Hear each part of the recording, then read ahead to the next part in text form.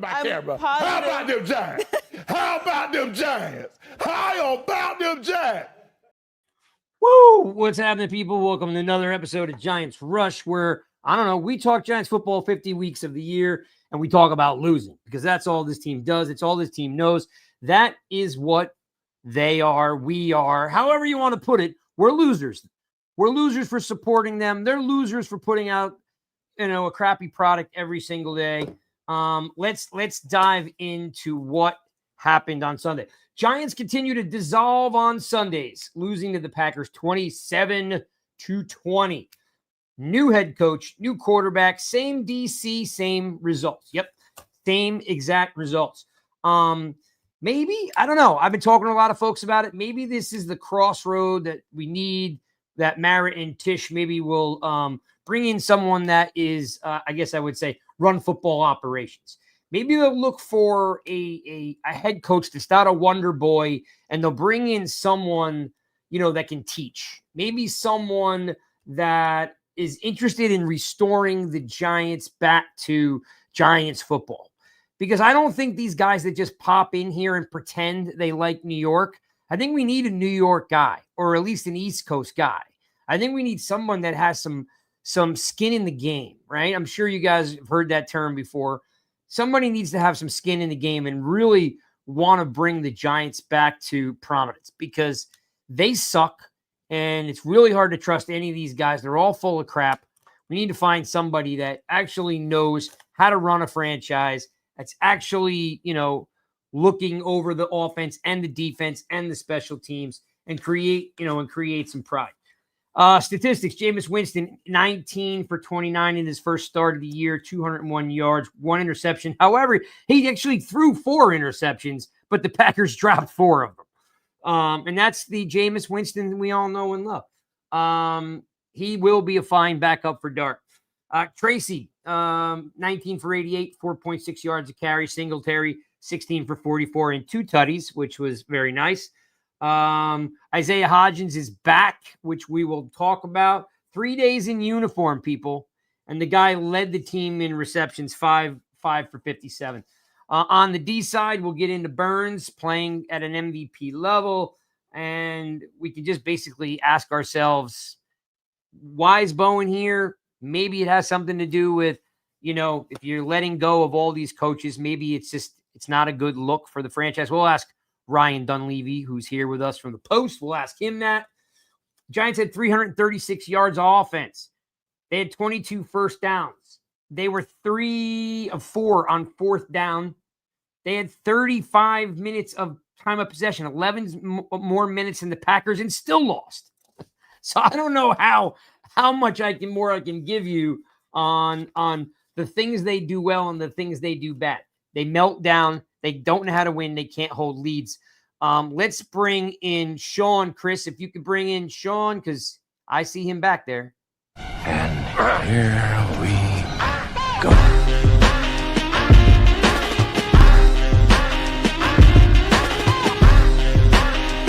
You know me.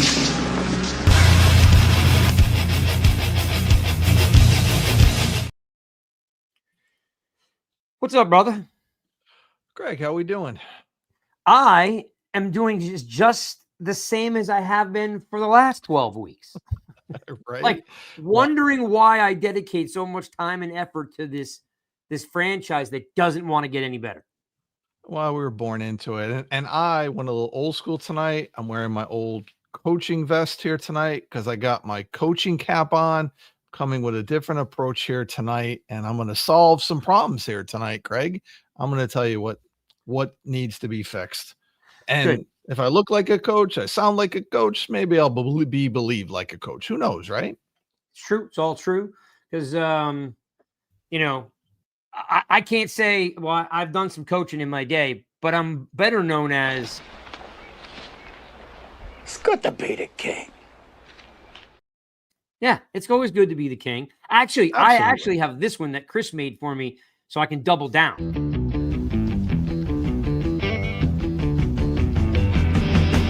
It's good to be the king.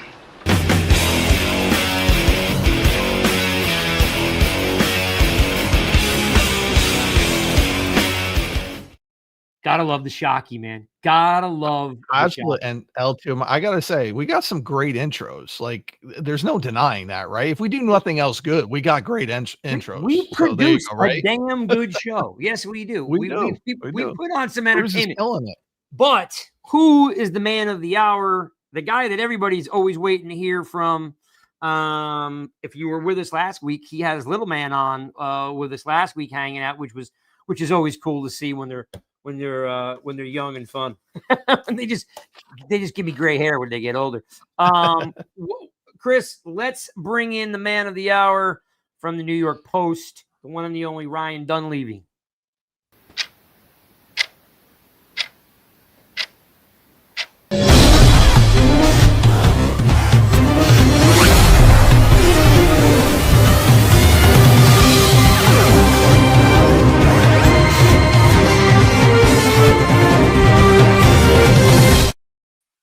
There he is. What's up? What's going on, Ryan? Mr. I gotta Dunleavy. warn you. My older one was jealous last week of the younger one being on, so there's a chance the older one might pop in this week. Fair enough. Consider the Rush audience warned. Yes, I love it. Let them. They're welcome here anytime. Well, thanks for hanging out with us again. This is a regular thing that you hang out with us, which is super cool. There are a lot of people out there that are jealous, but just so all you other people out there know, maybe you're new to the program. Ryan's been on with us usually once or twice a year for the last 3 years. So he's always good to us. All right. Just so happens that he's grown. We've grown on him like mold. So he doesn't mind hanging out with us on a weekly basis, and we have some fun. So Ryan, we're definitely going to do studs and duds here in a second. I wanted just to ask you in general, like yes or no.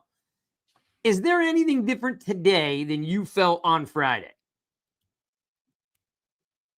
No. Yeah. I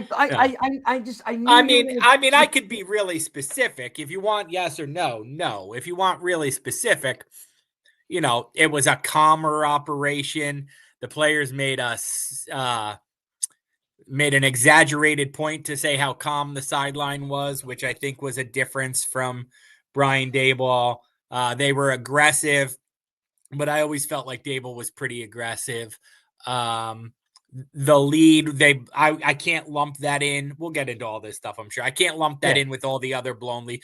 20-19 with 8 minutes left isn't a fourth quarter blown lead in the NFL. Sorry, that you're not counting that one with the Cowboys, Broncos, and Bears. So yeah, but I mean, in the end, they're what I thought they were. They're a team that can compete for a little while, but not close out games. That's how I felt Friday. That's how I felt before the season when I picked them to go 5-12, and that's how I feel today. Yeah, I'm right with you. I didn't think anything was going to really overly change, but I will, and I'm not sticking up for him because I don't hate Dabes and I don't love Dabes, but they hired him to be fiery and the guru and because Judge was just a paper tiger, right? So they bring in a guy who's got all this experience. He rolls in with a cigar and a big blue Raptor, right? And people were like, this guy, yeah, I think they, the people who complained about the mayhem on the sidelines maybe they don't realize that's what he was here to do. He was here to blow stuff up and create a crazy dynamic offense and be the quarterback whisperer. And he was fiery. He's always been fiery. It wasn't like he just became fiery. I mean, Judge was plenty fiery. Don't get me. But nobody took him serious. The players took him serious. He was a disciplinarian. Don't get that wrong. He was that's what did him in the end is that he wore the players out like every other Belichick assistant besides Brian Daboll. He he wore out his welcome with the players because he was hard on them without wins. So yeah, I mean, he was hard on the players. Don't get me wrong. Brian Daboll was not hard on the players. Yeah. More of a he had fire during the games, and he was hard on he was hard on the officials. He was hard on his quarterback. He was hard on his assistants. He was not hard on players. He went out of his way to be a players coach. And for the record, he's not the only one. Like sometimes we make it into like, oh, no one in the NFL loses their cool on the sidelines. That happens every Sunday. Sure. Of course. Yeah. All right, let's get into studs and duds. That's what we always start with. Hit it, Chris.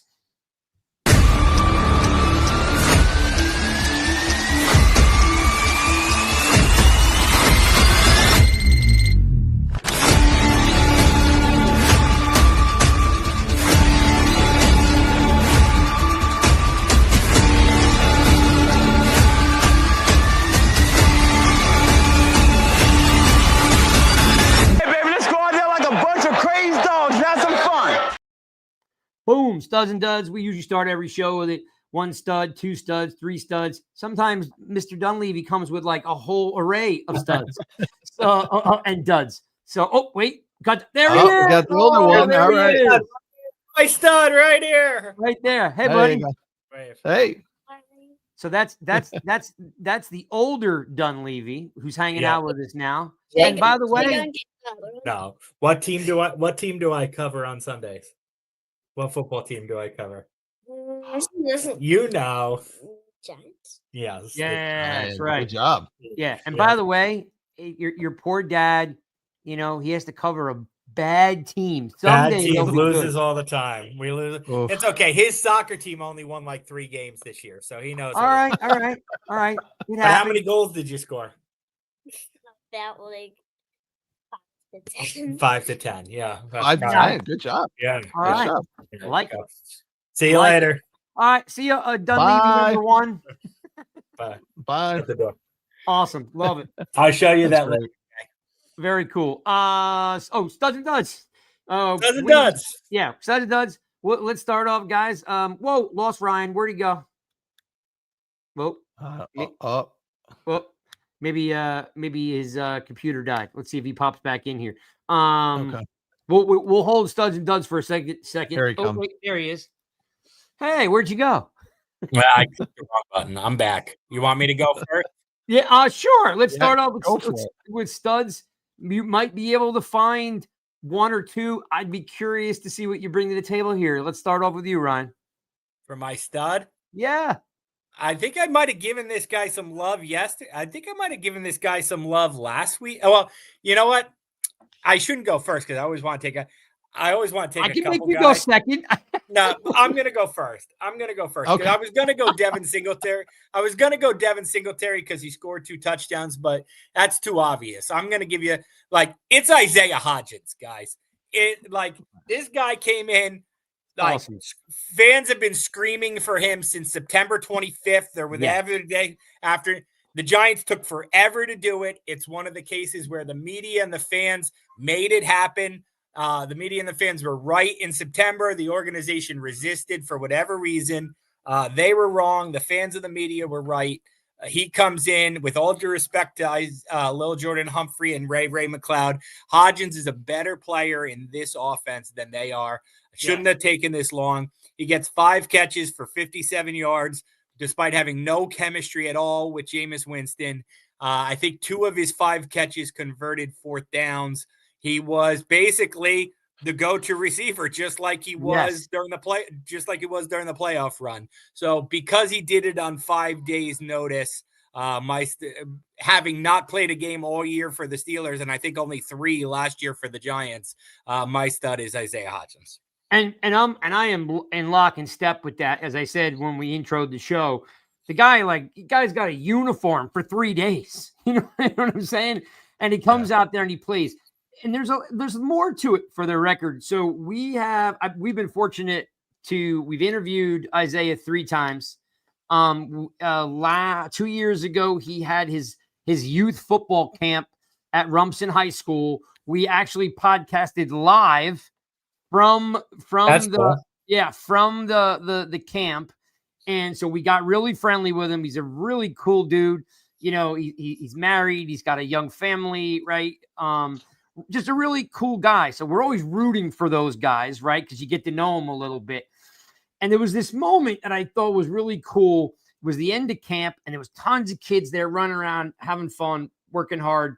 And he's got them all surrounding him, right? And he's in the middle, and he says to the kids, and there's a good 100+ kids here, right? And he goes, I got a surprise for you guys. I want to introduce you to my friend. And he takes his cell phone out and he flips around the screen on the my God, why am I drawing a blank? On the video app. Oh my God. Zoom. FaceTime. Yeah. Turns around the FaceTime and it's Barkley. Right? Oh, that's cool. And the kids go, I mean, I am not exaggerating. I have pictures and video of it. They were going so bonkers. They started climbing on him up his back. He like disappeared in the sea of kids because they all wanted to get their face on the screen. And he was just such a good dude that like I've always rooted for him. To see him come here, he runs professional routes. He's got great hands. You know what I mean? He's a fan favorite. Soon as Neighbors went down, everyone in the fan base thought the same exact thing. It can't get any worse. The guy won you a playoff game 3 years ago in Minnesota. Why not give the guy a chance? And I don't know who was stubborn enough to not let it happen, whether it's Shane or Daboll, whoever it is. It's sad. It's sad. Okay, let me say something here before we move on to everybody else's studs. I'm going to say this. I've said this on every show I've been on. I'm going to say it again. It's probably going to get me in trouble by the time I'm done. But nice. Love it. We love trouble here. In the 7 days since they fired Brian Daboll, the Giants have made 4 moves that people outside the organization who pay attention have been screaming for 5 weeks, maybe longer. They signed Isaiah Hodgins. They banished Graham Gano to IR. They banished Evan Neal to IR, though they could have cut him. And they promoted Jameis Winston above Russell Wilson. Anybody, I mean, those my mentions have been filled with those things since September. Yeah. So there's one of two ways that you take this one of two ways. One, Brian Daboll was blocking all these moves. I find that incredibly hard to believe knowing Brian Daboll. So I'm rejecting that theory. The other theory is 2 parts, really. Part A is that they're just throwing a pound of flesh to the angry fan base. I think that's almost no doubt in my mind. They're like, okay, everybody's unhappy. What do the people want to see? Okay, this is what we're going to do. They're in tune to what people want. This is what they're going to, let's give them what they want. And then the part B, which I have no idea about. I'm just going to raise it. It's sinister. I have no idea. I'm not saying it's happening. I'm just saying. Yeah. I'm just saying. Sinister. Listen, the Joker's rubbing off on him. I'm just saying. I have no idea if this is what they're doing, but it sure would be easy for someone to frame this as Brian Daboll was blocking these moves. Like it sure would be easy to make it look like, oh, now that he's gone, we can do all these things. Yeah. I don't love that. I don't love the idea because I don't believe that for a second. We know he didn't want to play Russell Wilson. So he was definitely not going to have, he definitely was not the one begging Russell Wilson to be over Jameis Winston. So then we know how he felt about Graham Gano. The only 2 players I ever heard him criticize in 4 years were Graham Gano and Daniel Jones. So it definitely, he wasn't the one beating down the door for Graham Gano. So therefore, by process of elimination, I have a hard time believing he was the one blocking Isaiah Hodgins or clinging to Evan Neal either. Well, let's double down and say if Shane wasn't a dope. I didn't say that. I didn't say Joe Shane. No. I'm saying this is me talking. if Shane wasn't a dope and let Humphreys get signed by the Broncos, Hodgins still may not be here. Well, I don't even know. See, I'm gonna fight that back. I don't know if I agree with that. Like, I didn't know that's where you're going. I don't know if I agree with that. Like, he had maxed out his 3 elevations, and like, what did he do? Like I guess he was a good, I guess he was a good run blocker, but like, what did he do to earn his spot on the Giants roster? Like, I get it. The Broncos took him. The Broncos are a 9-2 team, so maybe they know something the Giants didn't. But I didn't see anything in the 3 games that I was like, I got to have little Jordan Humphrey on my 53. Like, I didn't think that was crazy that they gave him a 3-game tryout, maxed out his elevations, and then weren't bringing him up again. I don't see that as like, I'd rather have Isaiah Hodgins. So would I. So I was just in the end, I think they ended up better for it. So I'm not going to kill him for leaving a little Jordan Humphrey on the practice squad. I was kind of ripping on what you were saying about, somebody being stubborn or making a move for a reason. Because I'll say stubborn. Yeah, because to me, it just feels like, fine, we lost Humphreys. I'll give you Hodgins back. You're doing me a favor. Sean, how about you? What's your stud? Yeah, well, I'll go the obvious route. I'll go Devin Singletary. 2 touchdowns, ran well, had a nice play in the screen where he broke a tackle and had a big gain on it. But I'm going to give an honorable mention to the O-line, who pretty much did really well in that run game. I mean, they wore down that Packers, and 1 sack, if I'm not mistaken, on the day. And was it 2? Dude, well, the last play, the strip sack Hail Mary. Oh yeah, I'm not counting that one. Yeah, it's in the box score. It'll count in the stat line. I don't count that one. I'm just saying. But it's anyway, in the stat line. to my point, they did really, really well. They keep getting better every week. Their ranking goes up every week. So we finally have an O-line. We have a quarterback. We have running backs. We have a wide receiver 1, and we still suck.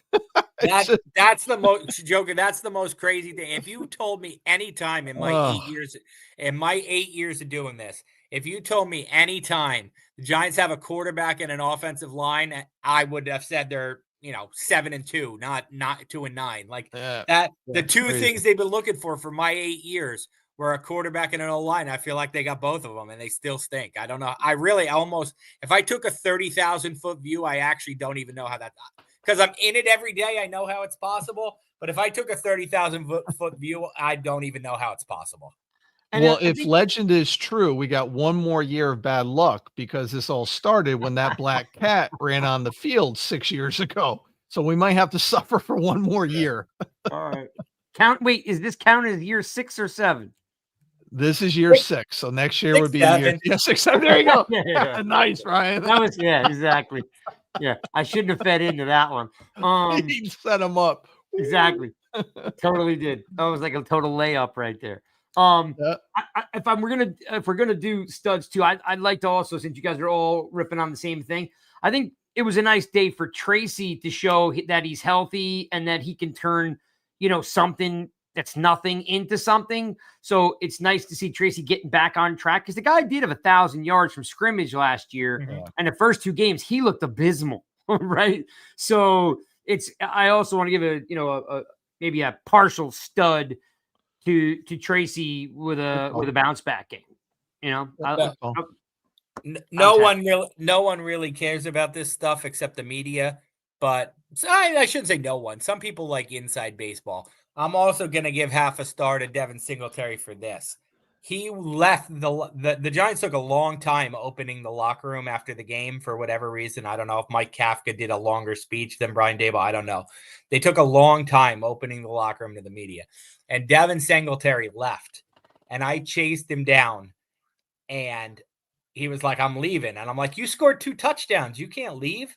And I was like, and so I tried to interview him in the hallway. And then Giants PR is like, you can't do interviews in the hallway. And I was like, well, we need to talk to the guy who scored 2 touchdowns. And to PR's credit and Devin Singletary's credit, he went back into the locker room and stayed for the media. Very cool. Which is, that's a veteran good guy move. Yeah, absolutely. That's cool. And you know what? And we were going to talk about this in its own segment, but since we're rolling on it, Scatterboo comes back, as your 1 and Tracy's your 2. I'm assuming they would ask Singletary to take a pay cut because they are better, I think, with the three of them here than letting Singletary go. I mean, he's making a little bit too much money, but just for what it's worth, like, the three of them together, I think are a strong unit. I'd hate to see him go, but they'd have to ask him to take a pay cut. Because I hope. I mean, that's a lock that they're going to ask him to do that. I don't know if he will. I don't know if he will. He might. He might. But Daboll was also his guy, and see where Daboll ends up. He might want to take him to be his number 2 running back wherever Daboll is the OC. So, yeah, I mean, I think it's possible. I agree with you. I don't mind. You guys know I'm a workhorse back. Give me Bijan, give me Saquon, give me James Cook. But in this scenario, I don't mind whether it's 2. If you're going to have 2, you might as well have 3. That's how I feel. All right, then let's roll right back down the ladder, Sean. Who is your dud? Ryan, you want to go first again? No, I got turn. I got 30. You go first. Yeah, you're going first. All right. Well, okay. So I'm gonna go. Let's call this instead of studs and duds, let's call this studs and draft picks. Go ahead. Yeah, I mean, all right. So Ryan said he's got about 30. So I'm gonna pick one player and then one non-player. So I'm gonna go Deontay Banks, because again, his effort is just piss poor. Like the entire game. Like I shouldn't say the entire game. I think he had 1 or 2 plays where he showed some effort, but that touchdown run, like no effort. There was another long run. He got washed on the inside. Like, what are you doing? And then there was another run that he's getting blocked and he wasn't even fighting to get off the block on the sideline. Like, I can't handle his lack of effort anymore. I just can't. So there's that. And then this is probably going to meet some resistance here by somebody on the screen here, but I'm going to go Shane Bowen. Like there's just nothing. Like, what are you doing? We have the most easiest defense to read. Like, Abdul Carter gets in the backfield at such a quick rate, and the quarterback is still able to get the ball off. It's ridiculous for 2 reasons. Number 1, the quarterback can read the defense pre-snap. And number 2, the quarterbacks are 10 yards off the ball. Like, what do you expect to happen? There's these tweaks that were talked about. What tweaks were made? I didn't see any. And you have Dexter Lawrence, who finally gets back. I think he played nose. He had one of his better games, right? One of his better games. He was playing nose early on, and then you still move him off a nose. Like, I understand you're going to have to do some different things, but Dexter Lawrence should be at nose 80% to 90% of the time. There is no center in this league that can block him. And even against double teams, he was beating him when he lined him up at nose. It was a rookie center. It was like a rookie center or a backup center. He should have just been there all game long. So that's my 2. And again, I know Ryan had mentioned that, he didn't really blow a lead, but listen, you got to lead, and then the defense inevitably, like I called it. I think I tweeted it out too. I was like, offense is going to score here, and then Green Bay is going to come back and score a touchdown to win the game. And that's exactly what happened. There's no confidence, no anything. You're not benching guys that should be benched. You take out Drew Phillips and put in Nick Jones. Okay. If you can take out Drew Phillips, why can't you take out Deontay Banks for Nick Jones? Even if you have to put Drew Phillips on the outside, it's still better than Deontay Banks, who gives 0 effort, or Nick Jones on the outside. Don't understand it. Don't understand it. He can't pivot to make any change to see if it makes anything better. He's like, this is the game plan we start with. This is the game plan we end with. And Tiki said it today too. And this is what we're all seeing. Tiki said it like, there's no disguising. The quarterback in the offense knows what the defense is doing. So it doesn't matter how much pressure you get or how good your D line is. I can't. And don't get me started on Kafka's response, because it was the exact same response that Daboll has given all season long. So yeah, no. Okay. There we go. All right, Ryan, if you have 30, let's buckle in. Yeah. Craig, why don't you go next? All right. Well, it's funny because I didn't think that I knew you weren't going to pick Bowen. I've been killing the guy for the whole time. So I got to go with Bobby Okereke. Ooh. Yeah. Because good. we're at this point with Bobby, and I am a huge fan of the player and the man. Okay. But there's just something missing from his game because the box score shows the guy's got 6 to 10 tackles every week. But and again, I'm not as big stickler, but when guys start catching tackles, it's noticeable. And when he's out of position all the time. That rollout by Love where he hits the guy on the sidelines, Bobby gives like this half-ass effort and kind of dives out for him. Like there's no meanness to Okereke anymore. He's never in the hole. He never shuts down the run anymore. He used to be a sideline to sideline cat. And now I'm like, I honestly, and I say this only because I'm disappointed. I like the player and I like the guy, but he has shown zero ability to be a captain and a progressive player that he used to be. Like there's nothing unique about him. He's taking up a position because they don't have anyone to fill it. But last year when he got hurt and McFadden moved over into that slot, McFadden actually played better than Okereke did at that spot. So I thought he'd come back healthy. I just don't see it, Ryan. Like I'm just looking like, can you make one play? Can you shoot a gap and make one play? Can you be in pass coverage and make one play? Can you stop a guy in the hole? One play. I feel bad because I like the player. Yeah, Cold in the comments says he's just reading too much and he's getting either washed out or he's over pursuing it. So I got to go with Okereke especially, and I'll leave it with this. He's needed now more than ever on a defense that has no spark outside of Burns. So you would think that the captain would try to put a spark into this defense, and it's sparkless. If Burns wasn't on this team, my God, they would be terrible to watch. And he's getting outplayed by Flanagan Foles, like noticeably outplayed. Yeah. Flanagan Foles is faster. He's more decisive. He hits hard. Like, yeah, I agree. That's a good choice there. As tough as it is to say, it's a good choice. Pound it out to the BBI guys for throwing us a spot there. Thank you very much, gentlemen, from John and Eric. Appreciate you guys. So yeah, that's mine. That's my dud. And again, it was one when I wrote it down. I don't want people to think that I just dislike the cat because I don't. I actually do, but it's just noticeable. He's not the same guy. I think that's the best way to put it. No, I mean, when you said nothing or whatever to be shown nothing to be a captain, that I would disagree with because I actually think he's accountable. I actually think he's got some leadership. I actually just on the field, on the field by play. Well, again, like I said, he's not the same player. I mean, there's no denying he's not the same player. I think he's probably lost a step or two, and he's coming to terms with how he has to play without that. So, no doubt about that. So, I think I wrote somewhere in week 2 that we didn't understand at the time how big a loss Micah McFadden would be.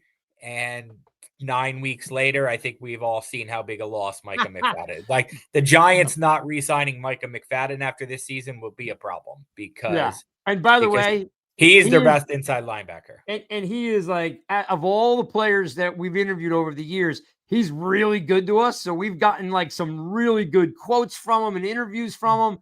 So, you support the guys that are good to you. Sean, have we not been in his corner all year long? Absolutely. And we all know he's not perfect. Right. No, he's not perfect. But the effort that's there, and I still will go on record saying that if 18 years goes by and no one can do what he did in 18 years, there's value there. He's he's a fundamentally sound professional NFL player. Yeah. Yep. Never gonna make a Pro Bowl, but could start on a good team. So. Yep. Well put. All right. I'll give you a dud on each side of the board. Side of the ball. Dud on each side of the ball. We'll start with offense. It has to be Jalen Hyatt. Everybody has screamed and screamed and screamed for him to get an opportunity. He has pleaded for opportunities. He got his opportunity. Jameis Winston trusted him. They had a connection in the preseason for a touchdown. And he gave up on the route. I mean, that's what happened. Like, he's supposed to run a flag route. I don't know if he thought the ball wasn't coming to him. I don't know if he saw something in the scheme that told him to do one thing and Jameis saw something that told him to do the other. I don't know that. Whatever it is, he wasn't where he's supposed to be. And he's playing with a quarterback who throws the ball to where you're supposed to be, not where you are, which is a difference. Not every quarterback does that. So that was a big thing with Daniel Jones. He threw it where you are. He didn't lead you. Jameis throws it where he's supposed to be. And so that's why one of the reasons, not all, but one of the reasons Jameis has so many interceptions is because he leads his receivers. And when they're not there, it's an easy interception. And that was a bad time for a miscommunication between two guys who, quite frankly, haven't had a lot of work together since the preseason and really didn't have a lot of work together in the preseason. But yeah, that Jalen said Jalen was pretty discouraged after the game, just kept saying over and over, I've got to make that play. That's on me. And I agree with him. Yeah, like when you're the fourth or fifth receiver and you get an opportunity, you got to come down with that ball. Let me ask you a question. Or you got to play defense on that ball and live to see your team get another day. Yeah, you just read my mind. My question to you on your dud is, and this is just like in your heart, even if he runs that route, my brain tells me 75% of that, he's not making the catch and he doesn't know how to play defense. So they were going to get burned anyway. But then it's like, oh, maybe it's Jameis's fault. Maybe it was a bad throw. Fair enough. Yeah. Fair enough. It's not so obviously glaring. Like the thing that pisses you off about football players, it's what Joker said about Deonte Banks, is effort. Like if he's there and the ball gets intercepted, it's like, okay, whatever, that happens. But like when it looks like you're nowhere near where you're supposed to be, that's what pisses people off. So, yeah. And then the other side of the ball is Abdul Carter for sleeping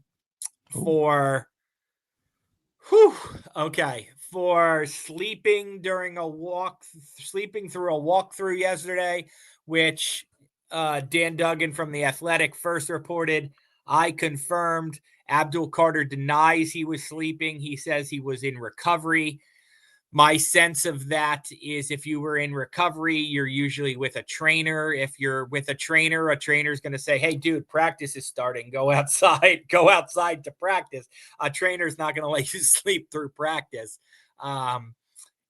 Whatever it is, apples, oranges, whatever it is, point isn't what he was doing. Point is that he missed a walkthrough. So my reporting tells me it's not the first time that he has been late to one of his responsibilities, whether that's a meeting, a walkthrough, a practice, any kind of team function. Not the first time he's been late. Not a good sign for a rookie. It was somewhat of a concern with him pre-draft from teams, like his work ethic during the week. No one doubted he would play hard on game day, but how would he be during the week? And I have a quote in my story today for the Post that says like from April from a scout on another team that says something like there's some work ethic concerns during the week that you're willing to live with for 15 sacks a year.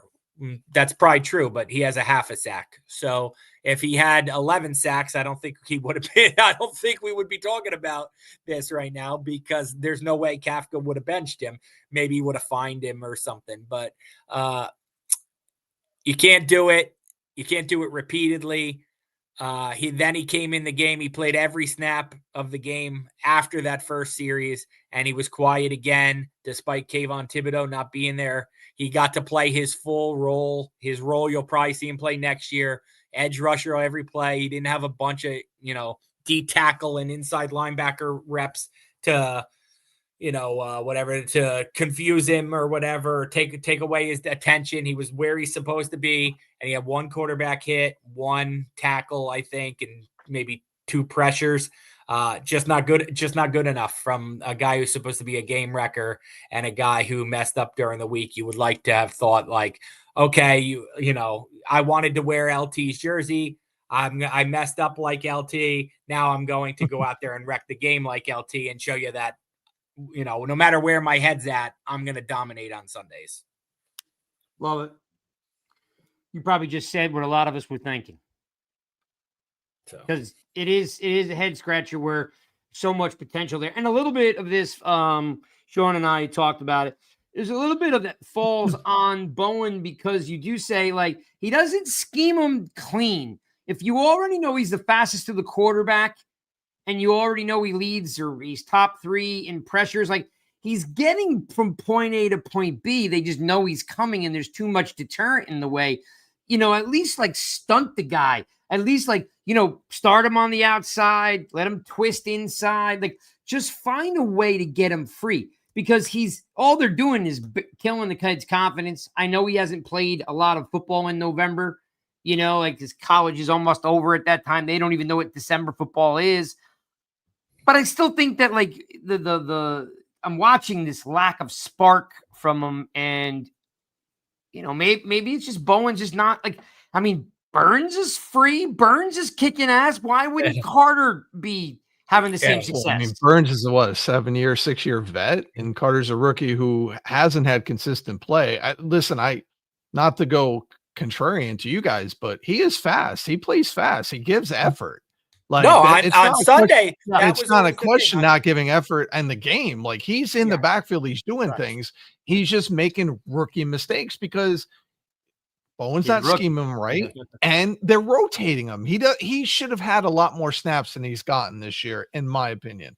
Sunday, like I said, the quote from the scout and then on the other things I had heard were not about Sunday. They had no doubt he would play his ass off on Sundays. It was more about the stuff between the Sundays. So, you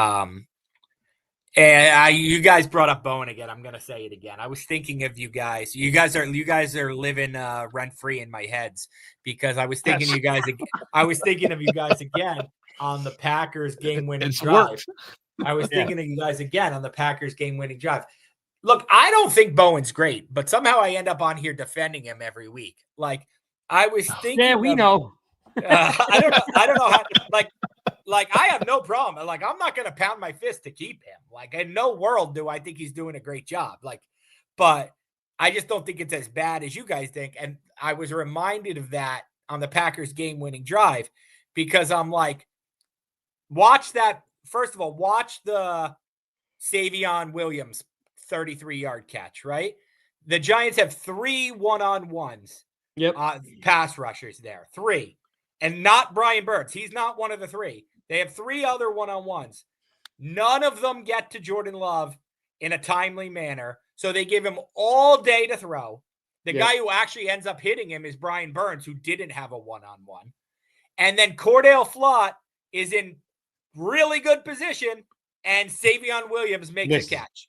A couple plays later, I don't even know, was it Corey Black? Is in great position. Christian Watson makes the circus touchdown catch. So, like, 2 great plays, 2 great catches won the Packers the game. Why can't Cordell Flott, who's had a good season, and maybe made the best defensive play of the season against the Eagles, why can't, like, Cordell Flott just make that play? Why can't Corey Black just make that play? Like, why is it when there's a play to be made, a 50-50 ball, it's the other guy makes it 80% of the time? I don't understand. Like, I can't blame Shane Bowen for that. Like, at some point, players win games. Just make a play. Just make it. It's right there. Make it. Agreed. There is this little gray area, right? I can't ever say that I know anything about playing NFL football, but as a strong safety in college, playing college football, I have never forgotten to this day my defensive back coach telling me, if you're about to give up the game-winning catch, knock that guy out cold. Because you're getting a 15-yard penalty and you're getting one more play than you did if he called it. Like, there's no physicality. Like, you watching Banks waving an arm around in there. Where's your second arm? Use 2 hands to get the ball. Like, it's really, and again, like, when we do this offense defense thing, I'm always referring back to my running back partner up there. But as a defensive guy, like, there's so many things they don't do. And I'm like this. Okay, I only played D3 ball, and I was a slow white dude. But I knew for 4 years that if you're about to give up the game-winning catch, just knock that guy out. Do not let him catch it. Don't try to stick a hand in there. Put your helmet under his chin strap, light that dude up like a pinball machine, and play one more down. Instead, everything is like Bowen doesn't go to him. If Bowen went to Holland and went like this, at all costs, if the ball's in the air, take the pass interference call and knock that guy out. Instead, they're always flailing around. They're out of position. Bowen makes $15 million a year. Why does Bowen have to tell him to make a play? Make the play! I know. I don't disagree. There are some plays that could have been made, but here's what I'll say. I'll give a great example of the difference between Green Bay's defensive coordinator, and the Giants defensive coordinator. So that touchdown at the end of the game by Christian Watson, Dane Belton is playing cover 2 basically, but he's up more. Yeah.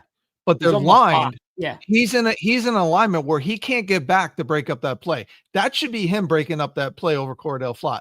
Green Bay, the interception, the safety is shaded to the outside the hash to play cover 2 to take away that corner route. He had it disguised where it confused Winston to think he was playing something different, but he gets back and gets in that corner. That's where we're talking about where Bowen comes into where you can be playing, because he doesn't disguise anything. Like as a quarterback, you can look at what they're doing and be like, okay, I know where I need to go based on their alignment, based on where they are. But yes, Ryan, guys do need to make plays. Yes, no doubt about it. 100%. And that was just a hell of a catch by Savion Williams. Yeah, 100%.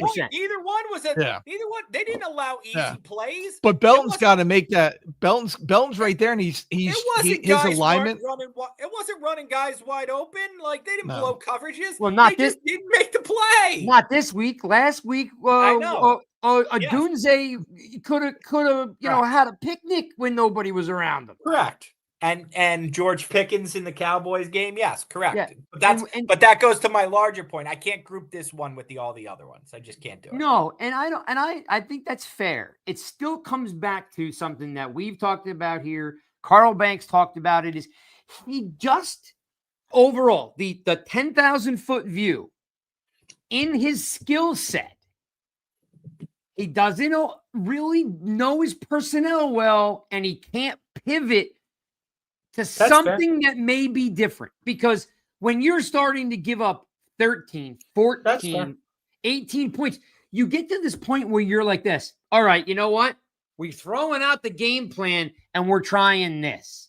Yeah, that's fair. And there's no creative blitzing. Like, was there a cornerback blitz at all this game? He blitzes the same guys. His blitz is bringing another linebacker. Right, like that's more of. I said it last week. Drew Phillips blitzes sometimes, right?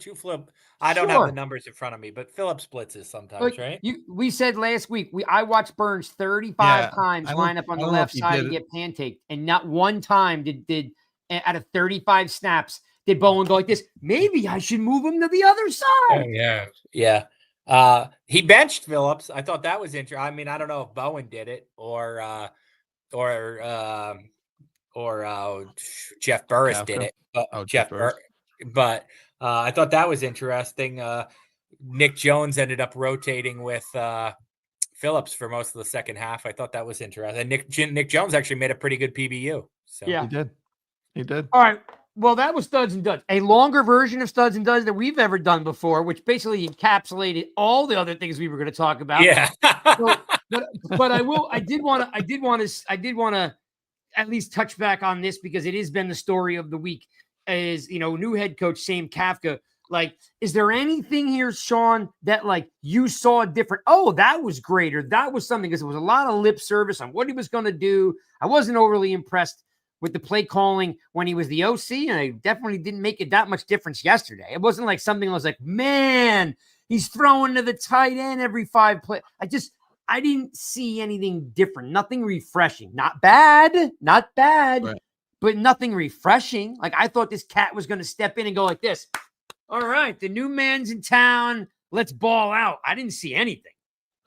No, the only thing that I saw he called some more screens finally. How many weeks have I been calling for them to run a running back screen, right? Right. There were some different motions I think he put in, but for the most part, it seemed the same Giants, the same offense. I mean, again, the offense hasn't been the problem, right? So I didn't see. And listen, the first challenge I thought was bad. I don't know why you challenged that play. Like that was clear and obvious. So if somebody told him to challenge that one, Banks said it was the guys in the booth gave him bad information. That clearly did, because and then by doing that, then you can't challenge the one for the Wandale catch. Like no. Which by the way, that's a momentum changer there. Yeah. I don't know. So but I really didn't see anything that was different.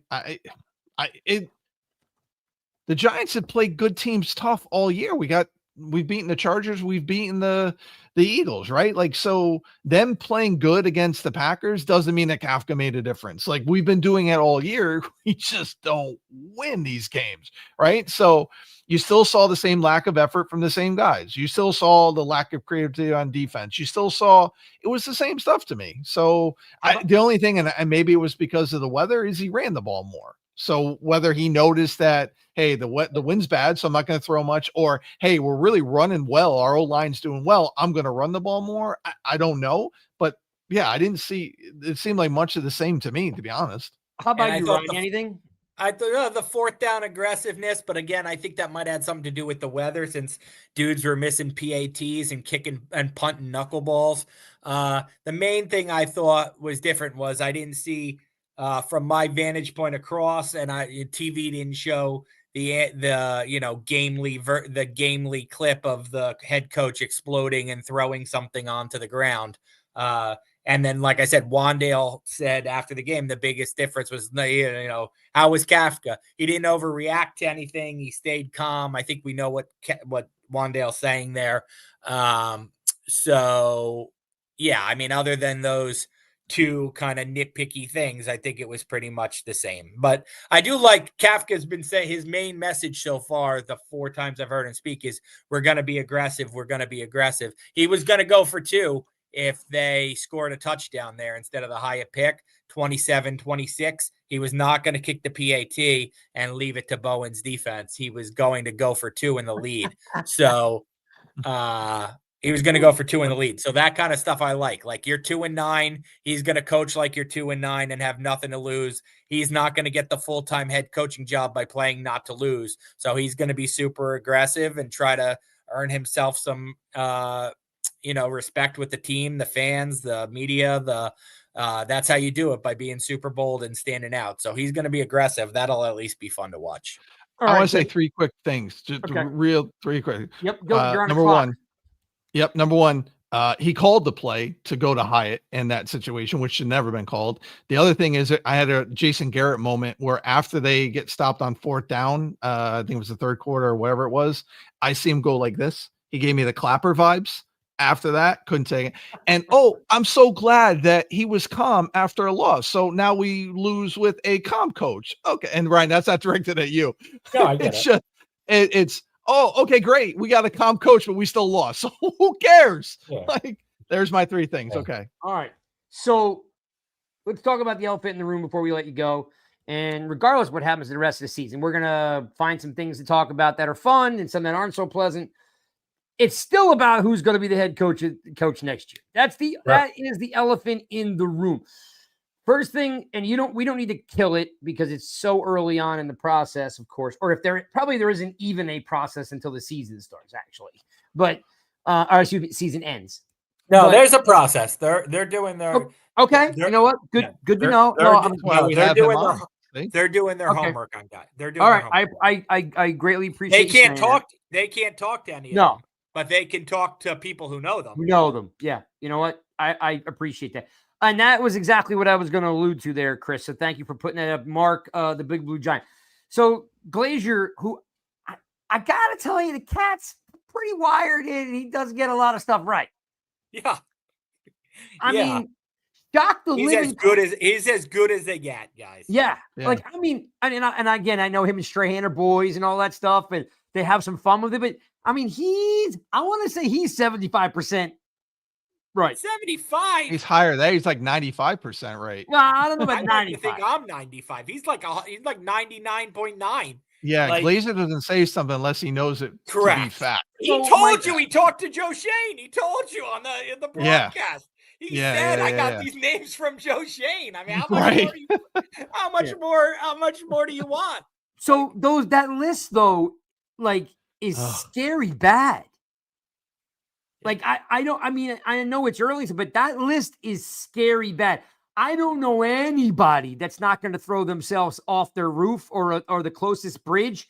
If you're talking, 3 of those names were just flat out ugly. What's your thought on that? Because I'm telling you right now, I honestly think there will be a burning of something if 3 of those names come through. It was an uninspired list. But I would say it matches up with what I told you guys last week and what I've been tweeting and writing is like they're looking for experience, right? So who was you have the list, Bri. I don't. Matt Nagy, Arthur Smith, Mike McCarthy, I think, was on that list. There's 3. There's only one name that inspired me on that list, and he doesn't have head coaching experience. Yeah. Halfway. So those 3 guys, Shula. right? So yeah, Shula. So those 3 guys, fit the box for experience. That's something they want. They're looking for an SEO guy, not the next schematic genius, CEO guy, not the next schematic genius. I think that's going to lead them away from boy wonder offensive minds. I think there's a very good chance that the coach is from a defensive background. I think those guys tend to have more CEO qualities. I think this happens to be a hiring cycle where the best coaching candidates are all defensive minded. The list that he gave included the guy I think is right now I wouldn't say runaway favorite, maybe something between slight and runaway favorite is Lou Anarumo. He is just checks every box for the Giants, right? So he worked here. He worked here before. I got it. Yep. As an assistant. He's from Staten Island. His son works in the organization. They're all comfortable with him. I think I said this on your show last week. I'll say it again. There was a situation last offseason where he could have been the defensive coordinator this year if Bowen ended up on Vrabel's staff in New England. So he obviously went really quickly to the Colts, which is a better job. Yeah, I'd say he is somewhere in like a medium level favorite before the interviews begin or anything. But again, they already know him, so they know he's going to interview well. They know what he believes in because his son is a pro scout in the organization. So you think he's not allowed to talk to his dad at night? Like, right. I'll tell you what I dug up on him because I was curious because Ryan, what I was leaning on. Hold on. Well, let me say one more thing. Oh yeah. Go. Somebody said this to me, and I can't think of who said this to me. You sure it wasn't me? It might have been. Honestly, it might have been. If I'm recycling something you told me, I'm just taking credit for shit. Somebody told me this. One of the best ways to measure a coach is what do they do? What does the team do after they leave? And not that the Bengals defense was great with him, but the Bengals defense is atrocious without him. So, so that's, they always say the year after a coach leaves, that's how you know if the coach was doing a good job. So, so I thought that's interesting because right now it's like the Bengals look terrible they weren't good with Lou Anarumo, but now they look non-functional without him. I wrote a bunch of things down about him because I wanted to dig in a little bit because whether you buy into this stuff or not, you know, I guess everybody's a little bit different, but like, I think they need someone that's going to restore the Giants' pride because we're a clown show. Like everything about it is like, you know, everybody's looking under rocks and we need someone to come in and actually want the Giants to be good. So this is what I wrote real quick. I'll read you off some stuff, which is going to play right into what you just said. So of course he's the Colts DC, former Giants assistant, right? He's from Staten Island. He interviewed for the head coaching job in 2022. Didn't get it. He was the Dolphins DC from 2012 to 2017. He was the Giants defensive back coach in 2000. Who worked for the Dolphins from 2012 to 2017? Joe Shane. Joe Shane. Shane. Yep. Joe Shane. Yep. 2018, Lou is the Giants defensive back coach under Shermer. Okay. Now this is where it gets interesting. So he goes to the Bengals to be their defensive coordinator. And you were saying about like how they are when you're there and when you leave, right?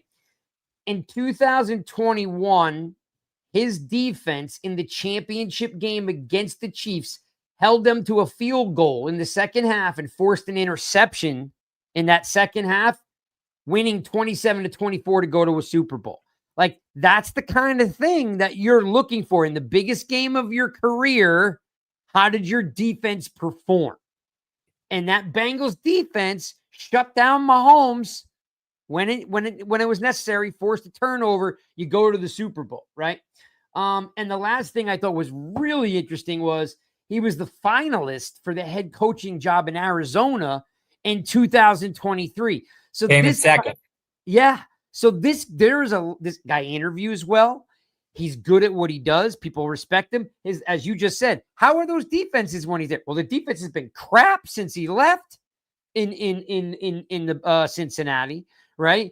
So, how are the Colts playing? Like, he does have a lot of juice when it comes to like those boxes that you mentioned. So I'm not saying he's my absolute favorite or he's a shoo-in, but there are a lot of things that would make him, a stable head coach. And I do like the fact that he's from Staten Island because he's got to care. He grew up a Giants fan. Let me say a couple things here. I agree with Joker. Chris Shula is an attractive name. He would be on my list. He's Sean McVay. Anybody from the Sean McVay tree would be on my list, including a defensive guy. And he's not just a defensive guy. He's McVay's best friend and former college roommate and Don Shula's grandson. So, yes, he would be near the top of my list. Check. He just doesn't have any ties to the organization. I wonder if his defensive coordinator would be Drew Wilkins. That's not a bad move. You guys want Wink Martindale back. You're not getting Wink Martindale, but could you get Wink Jr.? Because Shula works Wilkins works under Shula with the Rams right now. His dad would say, no way. His dad would be like, you don't want to go there. His dad would swat that. I don't know. Maybe. I don't know. I don't know the answer to that. I don't know. To that degree, Lou Anarumo, would his offensive coordinator be Alex Tanney, former Giants quarterback? I'm not excited about that. Oh, I don't know. I don't know about that. Like, he's the Colts pass game coordinator. He's obviously never called plays before, but something would excite me about a former player who's like 35 years old, who's been around Shane Steichen. Like, yeah, I think Shane Steichen's as good as it gets. So, that could interest. I don't know. I don't know the answer to that, but I'm just looking at the staff and I'm thinking like, who would his offensive coordinator be? And I'm seeing Tanney and I'm thinking they must know each other because they're in that building together. They were in this they were in the Giants building together in 2018. Yep. He knows that's another familiar name to the Giants. Like, that wouldn't look, whatever the Colts did with Daniel Jones is a lot better than whatever the Giants did with Daniel Jones. So, here's to that regard. Here's another name. Would Chris Shula bring Aubrey Pleasant from the Rams to be his offensive coordinator? Sure. I don't know. How close is that tie? I don't know the answer to that. Yeah. I don't know that. I don't know any of these ties. I don't know Shula and Wilkins. They might hate each other. I don't know. But all right. Well, let me ask you this then, because this is a hypothetical too. But I'm not going to tell you who this person is. I'm just going to read you a couple quick stat lines. Some of these franchises are they're legacy franchises. So let's say, think about a legacy franchise in the NFL. Okay. Yeah, I got about 5 minutes, guys. No problem. I can hear screaming upstairs. Okay, no problem. Okay, legacy team in the NFL. A coach comes in, and in this legacy franchise history, his offense has the second most points in the history of the franchise. Then it has the most second points in a season and the third most rushing totals in the franchise history. I'll repeat it again. Second in points in the season, and third most rushing and total yards for a legacy franchise. Would that individual interest you? I mean, it's hard to say. I don't want to do Brian Daboll, like hot offensive coordinator or whatever. So I need this gentleman was also a head coach. Okay. Yeah. I mean, in theory, it would. I'd need to know the personality. You know what I mean? Like I need the personality. Work with two of the hottest QBs in the NFL right now. And I don't mean hottest as in success. I just mean like young guns in the NFL. This gentleman's also worked with two young guns. Clint Kubiak. You're so close, but you're not quite there. Who is it? It's Kingsbury. Yeah, exactly. Yeah, sure. That would interest me. Well, I know you say no, but listen, Sean no, says me, no. I say no. I mean, No. look, he's on my list. He'd be on my list. I want to talk to him. Sure. His quarterback killed him. They went 5-10 to 8-8 to 11-6. They were going up. They were 8-0. They were 8-0 that year. They until the quarterback had to have something written in his contract that he needed to show up to practice and stop playing video games. Yeah, and he did great things with Daniels last year. And he worked with Caleb Williams at USC. Yeah. I mean, look, I'd talk to him. I think we're missing Jeff Hafley. I think Hafley's my third. You guys scream on this show every week about disguise. So I called Jason McCourty last week and I asked him about Hafley's defense. All he did was talk about disguise and stunts and games. And he mentioned a play in the Packers-Lions game where 4 defensive backs lined up in one spot, and at the snap of the ball, they all ran to 4 different spots. And I was thinking of you guys. I was like, oh, they're going to love this. We are totally living rent-free in that. Hafley's one of my 3 guys. I got Shula, Hafley, and Jesse Minter are my 3 guys. Jesse Minter. So you have 3 defensive coordinators, to my point that this is a defensive-driven cycle. I think Jesse Minter is a guy, again, a Wink Martindale offshoot, could bring back that defense that a lot of people here are clamoring for. You're never going to get Wink back, but you could get Wink proteges back. So, yes, I think that Jesse Minter, he also has some connections in the building more than you might think. So I think that he's certainly on there. Hafley's 46 years old. He's a New Jersey native, lived in Montvale. Of course, Sean knows him because he coached him when he was a little kid. Went to Siena College. That's where I played with him in college, and then after I graduated, I came back and coached him. Sorry, my bad. So I played his freshman year. I played with him, and then after I graduated, I came back for his senior year, and I coached him his senior year of college. So I played with him in college, and I coached him in college. Get him on the show. Yeah. Yeah. Listen, if he gets hired, you absolutely will. We won't get him if he's hired. You got to get him before he gets hired. Yeah. I got to figure out how to reach him. Well, I mean, look, I think that, that's the difference, by the way, Sean, between like Kubiak. Kubiak's 38 years old. Hafley's 46 years old. I mean, Maritish, they're looking for an adult in the room. And he coached at Boston College. He's got head coaching experience just at the college. Coughlin, I can't with the adult in the room stuff. That's what they said. That was the dig they used. That was Shermer. That was the dig they used at McAdoo when they hired Shermer. And I hate that. Yeah, I hated that then. I hate it even more now. But it rings true that they're looking for someone that's got experience. Sure, but I'm not going to say it. Sure. No, go ahead. No, I'm not going to say it. So. All right, I'm just saying I don't think that Kubiak at 38 years old checks the boxes that they're looking for. He's had Sean McVay was 32 when he was an adult in the room. I can tell you. Wait, you're misunderstanding. I'm talking about Mara and Tish, not the NFL. Yeah. All right, guys. All right, Ryan. Ryan, we appreciate you. Next week, and living rent free in the head. Hope more things happen that you think of us. All right, I'll see you. All guys. right, See you, Ryan. See you. Bye. Sean, we're gonna do one last drive here in a second. My whole point was that I don't think Mara or Tish are looking for a 38-year-old head coach. At least Hafley, and again, you might not like the term. But I still am resting on the fact that they're looking for a guy with experience that's got some life experience, that's done some good things in college or the pros. And I don't think they look at and Kubek's not the only one. There's a couple of them that are really young pups, under the age of 38. I hear what you're saying, and typically I would agree with that. But I think the other concern is that he's really he's young in his coaching career when it comes to offensive coordinator. Like, he's only had 1 year of success, and my guy that I really want shut him down yesterday. Shula shut him down.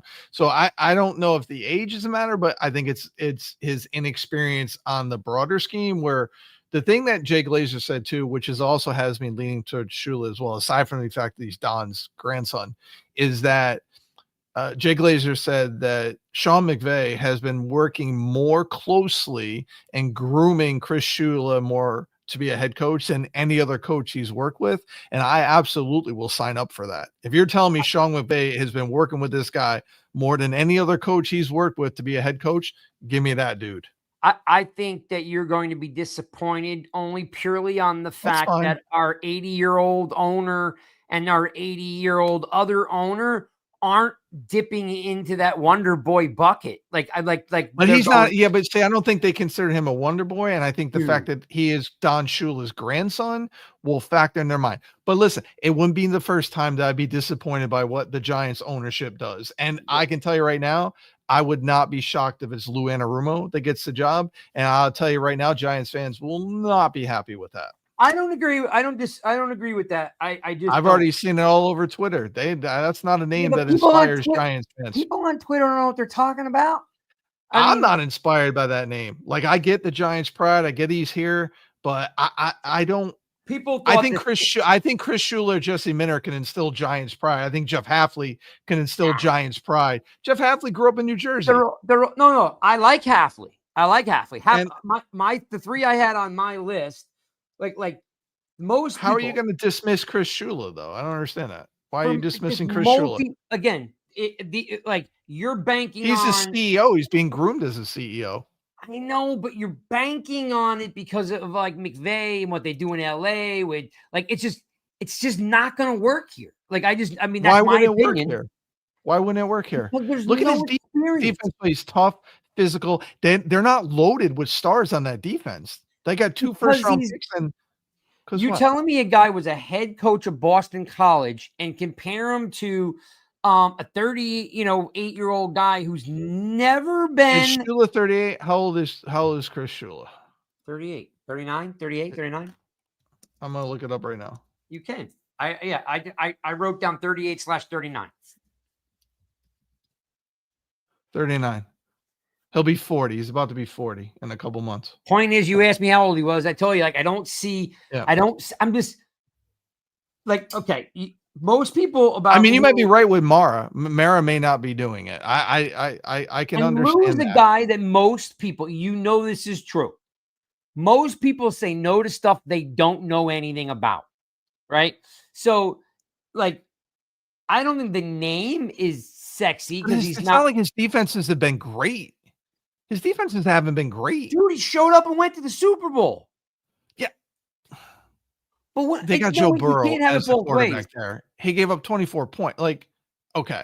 Yes, he made the stop when he did stop, but he also lost in the Super Bowl to the Rams. And then he left and the defense fell off the map.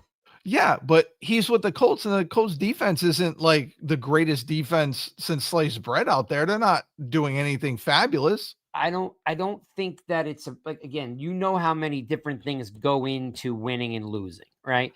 The fact is that why would he be the top choice other than the fact he's got ties to the Giants organization, which is what our owner loves. Yeah, but there's more than that. He was he almost got the Arizona job at 223. He was the second one. You don't get hired for Arizona, which isn't the most coveted job out there, and you lose out on that.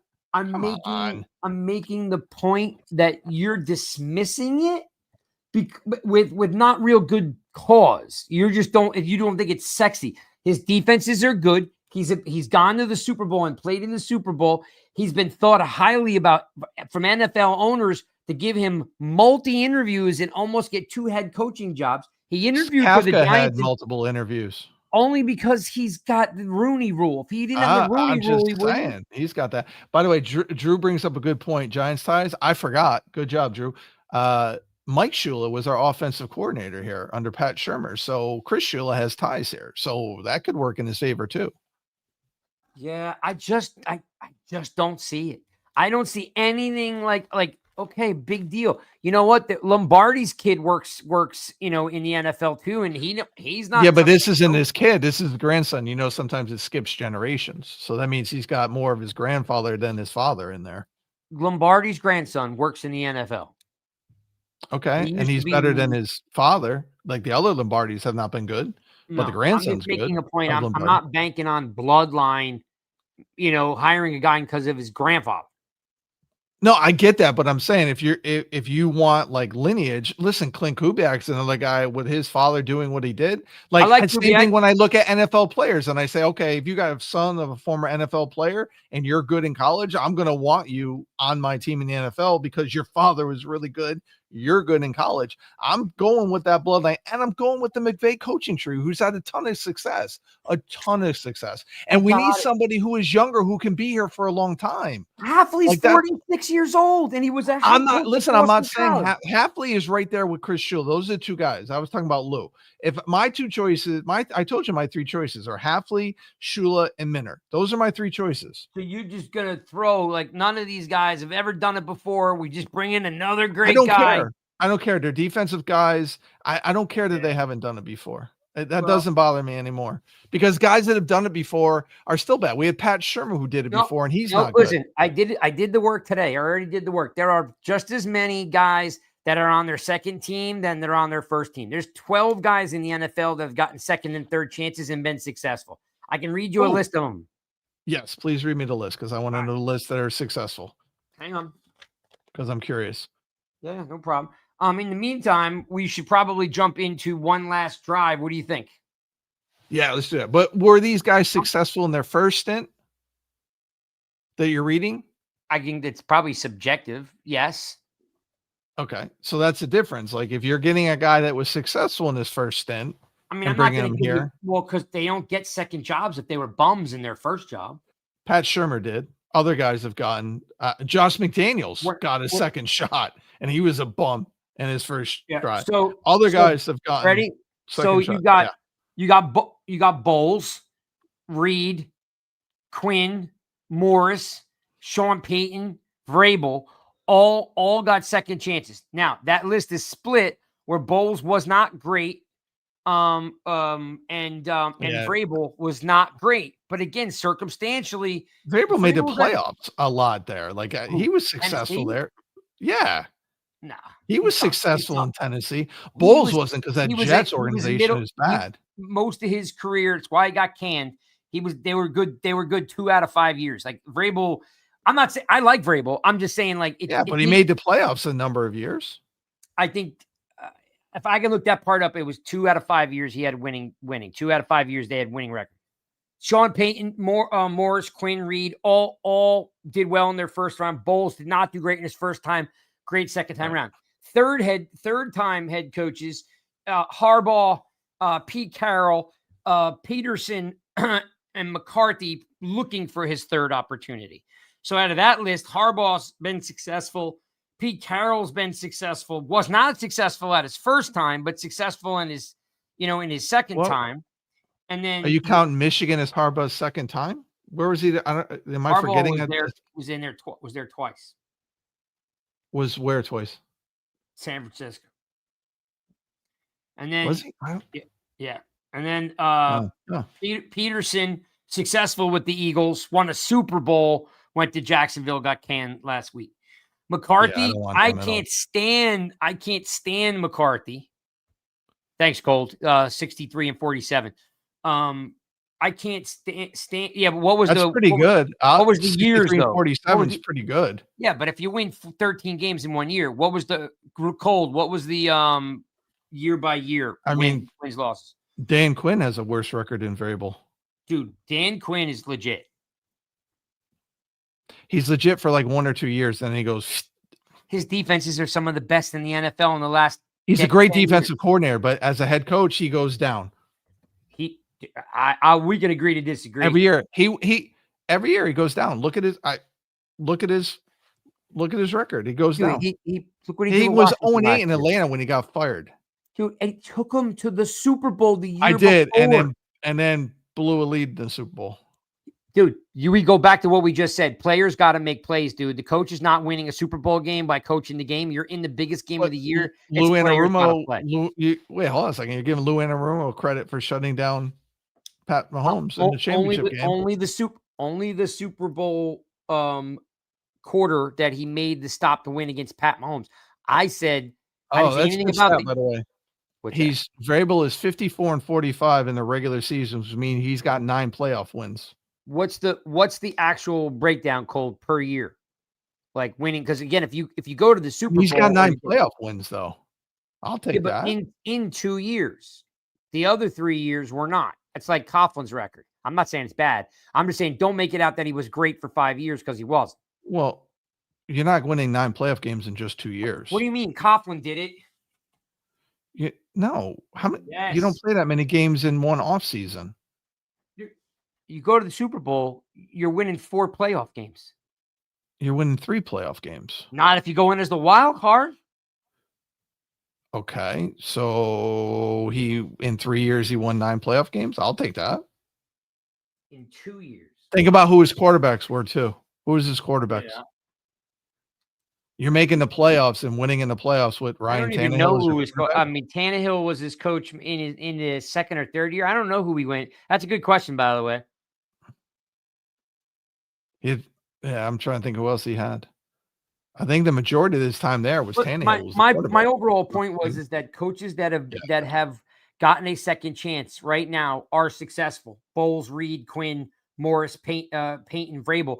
They're successful, right? And then your third time guys, Harbaugh, Carroll, Peterson, and McCarthy, which I'm not a fan of, but they're all successful. So if it's 1, 2, 3, 4, 5, 6, 7, 8, 9, 10. And there's probably a couple other ones that I forgot. A good 1/3 of the league has succeeded. You only get fired because you fail, and then you go to another team and you fail at the end. Like the majority of those guys you name were all winning coaches that got a second chance. Bowles was not. Bowles is the only one. He's the only one on that list. Everybody else was successful. Yeah. Cole just broke it down. So 9-7, 9-7, 11-5, 12-5, 7-10, 6-11. So his last 2 years. I don't even think he had a quarterback those last 2 years, 22, 23. Yeah, I think that wasn't that when Tannehill got injured, I think. One of those. When Tannehill got injured. And they had the guy who puts mayonnaise in his coffee. Will Levis. Yeah. And he had a problem with the GM. Remember, the GM also traded away AJ Brown and Adoree Jackson and a bunch of other guys. Yeah. So I'm only saying that my whole point is like I don't have a problem with Kubiak. I like what Hafley brings to the table more. I like, and again, most people don't know who Lou is. So, they're just like, oh, he's terrible. I just, everywhere he's gone, he's done well. It would just seem like a typical John Mara pick. That's what it would seem like. But they're already telling you what they want. So it's like, you can't be like shocked. Well, I think the other guys that have listed there bring that too. I think Shula, Hafley, and Minner all bring that as well. Other than the head coaching experience. But how and Anarumo other than knowing with football, no, that's not what I'm saying. Lou Anarumo doesn't have head coaching experience. Yeah, but the guy's thought of very highly around the NFL and is interviewing for head coaching jobs. Why he'll get the job is because he worked with Joe Schoen, and Joe Schoen is going to bring in somebody that he knows he can work with, which is such a safe hire. You don't know that. You just don't. I'm predicting that Lou Anarumo will be the choice because he's got familiarity with Joe Schoen. But you're acting like he hasn't done a good job everywhere he's been. I don't love the guy. He hasn't been. Listen, when I think of like guys that have shown me like, oh my God, that's a guy I want to be a head coach.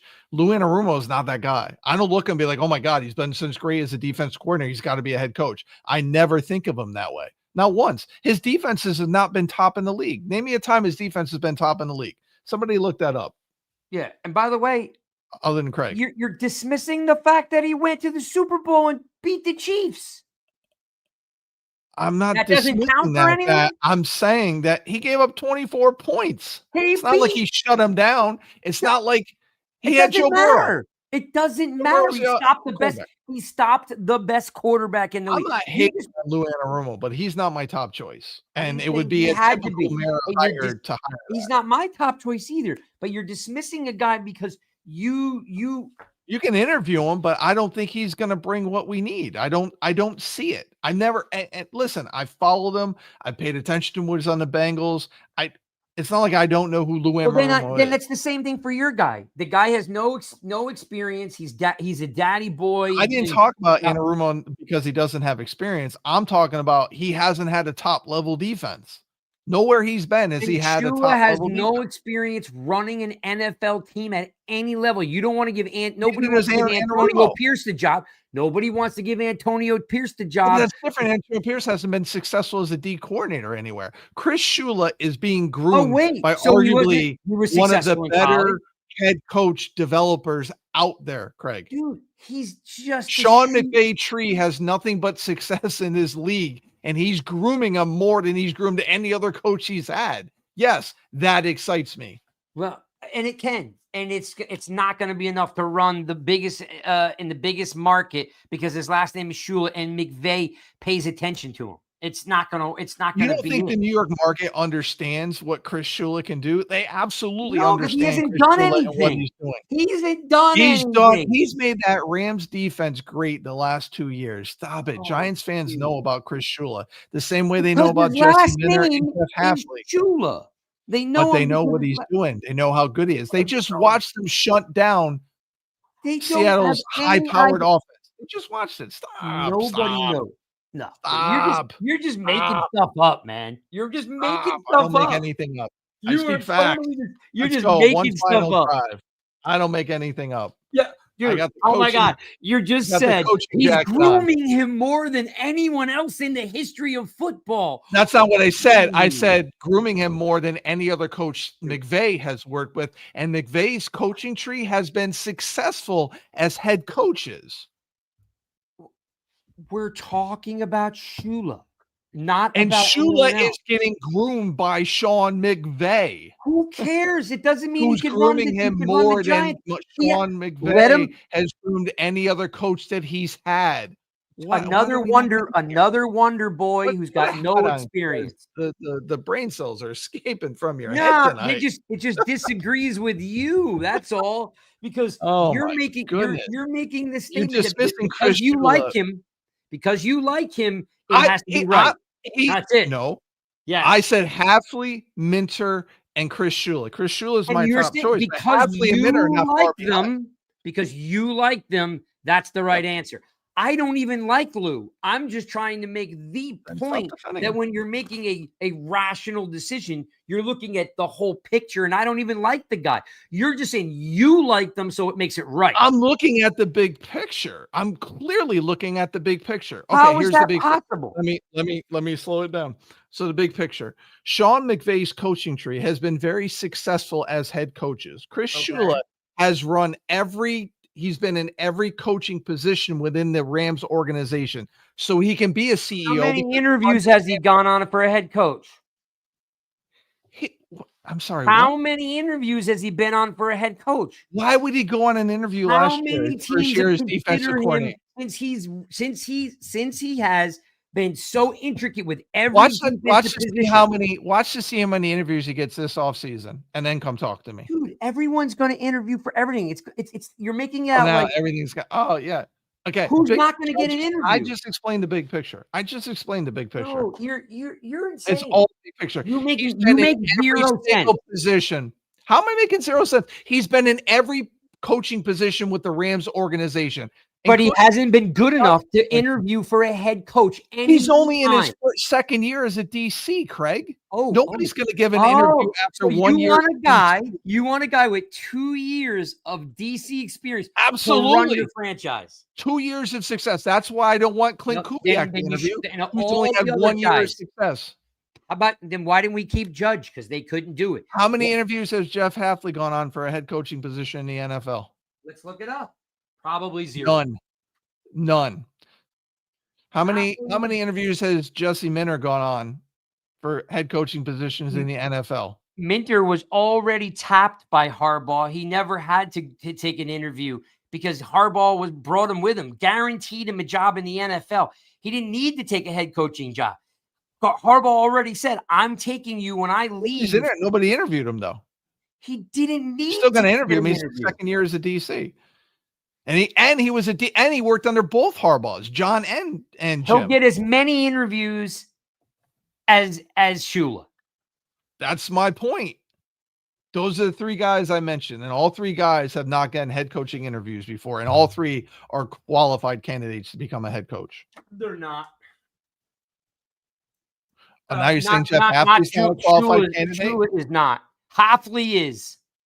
Why? He's got 10 more years of experience than the guy. Oh my goodness. Okay. What do you so listen? I like Hafley. I like Hafley. I'm not going to say anything bad about Hafley, but I'm saying you can't dismiss Chris Shula. Let's break it down what you're saying. Experience doesn't matter. Because you work in an organization that's good. Your experience doesn't matter where you are, what you've been, or how long you've been doing it. As long as you work for a company that's successful, you're automatically going to jump 2 or 3 positions to the top. That's what you're saying. You're saying how many of Bill Belichick's assistants have gotten head coaching interviews because that's not the question. Bill Belichick. That's not the question. So you've had Pete Schrager and Jay Glazer have all said that Chris Shula is a valid head coaching candidate. Yes, they did. Jay Glazer is the one that talked about Sean McVay grooming him to be a head coach more, and he spent more time with him getting ready to be a head coach than any other coach he's had. Pete Schrager, who just said it in the things? Somebody just said it. K-Mac just said Schrager said to look out for Shula as well. He's also connected to Giants like we talked about. So you have Glazer and Pete Schrager both saying about Chris Shula. We can't dismiss him. Now, he may not get the job, but he absolutely should be interviewed for it. He's never getting the job. He may not, but he should be interviewed for it. And if we Everyone don't should be hire a interviewed. coach because he doesn't have head coaching experience or he's too young, then John Mara is antiquated in his thinking, and that's why I agree right now. I agree. I hire the people with experience, and I'm going to take a guy that's got 10 more years of experience than the other guy. Okay, so let's look at the hires that we've had over the last 4 coaching cycles, and tell me how that mindset has worked for John Mara. What do you mean? Tell me how it's worked. What's been our record the last 12 years? What is that? So we hired Pat Shermer because he had head coaching experience. He was the adult in the room. We hired Ben McAdoo because he was here with the Giants. Never a head coach. He did well with Eli Manning. We didn't want to lose him to Eagles. We hired Joe Judge because he had experience coaching with Bill Belichick. We hired you're just proving my point. Brian Daboll has all this experience. We've hired guys with experience. Mara doesn't go outside his box with hiring coaches. That's the problem. You're still going to hire a guy. Whether he's successful or not, you're going to hire a guy with more experience. The guy who has no experience doesn't know what he's doing. Jeff Hafley does not have that many years in the NFL. He has just as many years, actually has less years in the NFL than Chris Shula does. Look it up. Jeff Hafley's majority of his coaching has been in college. And I like Jeff Hafley. But the majority of his coaching has been at the college level, not at the NFL level. He does have NFL experience, but Chris Shula got his start in the NFL. He's been in the NFL. Glazer only says, I'll quote, is that Shula is being pushed along to be the next head coach because he's best friends with McVay. That's the quote. That is not what he said on the halftime report. I'm reading his quote right now. I'm telling you what he said on national TV. he said that Chris Shula is being groomed. They went and to pushed college the head together coach. and they're best friends, Yeah, and he's being pushed and along. He's being pushed along because he's looking out for his buddy. And he's teaching him more about being a head coach than any other coach So he's you had. want nepotism just because McVay's best friend Let's is go going to get him a final job. drive. We're getting off the rails. Let's go to one final drive. I literally watched what Jake Glazer said, and that quote is not what he said. You watched it, and I just read the quote, and it says Yeah, behind. and how many times do they only do like one part of a quote? He spoke for like 3 minutes on Chris Shula. Somebody else in the comments, please tell me they watched what he said. Good God Almighty, dude! One last drive. Let's go to one last drive. You want to be right, and you're not right here. It just it's says not about being right. I don't think that I don't think they're going to hire him, but he absolutely, I think, would be a great hire, and I think he should be interviewed. Because McVay look at his track record. Look at his what best he's friend. done. So it doesn't bother you. It doesn't bother you that his best friend is means he's teaching him more. That's not nepotism. Good God. That's not, oh my God, you may want to look up the word. Positions he's held. You may want to look up the definition. I know you're not much into reading, but you might want to look up. But you don't want Tim McDonald fired. I never said that. Who said that? I mean, Tim McDonald is the wrong guy. Oh, you must have the wrong guy. You don't think he's part of the problem? You don't think Tim McDonald's part of the problem? I never said that, though. You're implying that I said that. I never said that. One last drive, because I can't stand this guy's logic of just because they're best friends they get gigs. Let's do one last drive.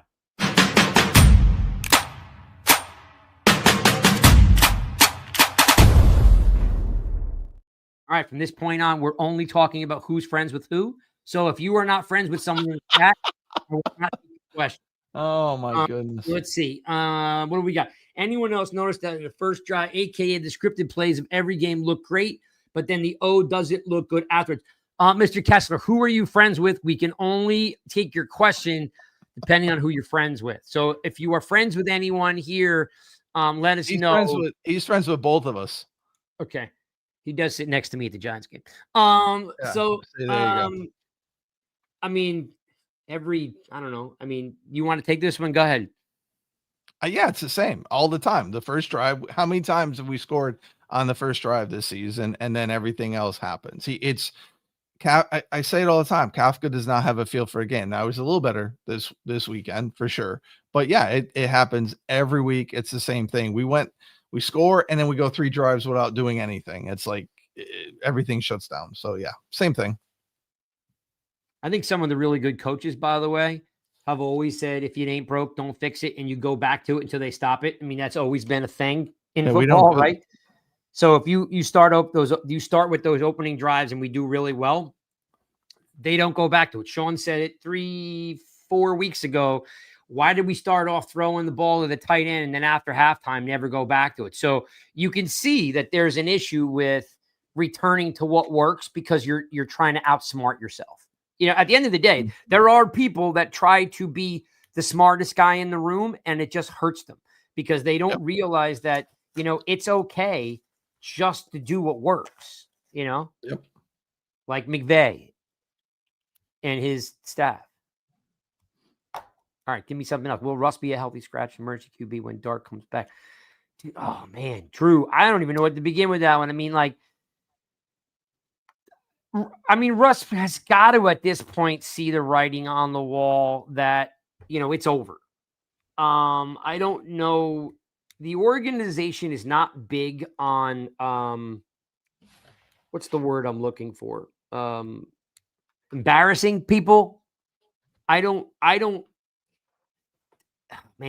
Yes, that would be the right move to do. Like, that would be the right move to do, but I don't know if they go out of their way to do that because we know Daboll didn't want Russ.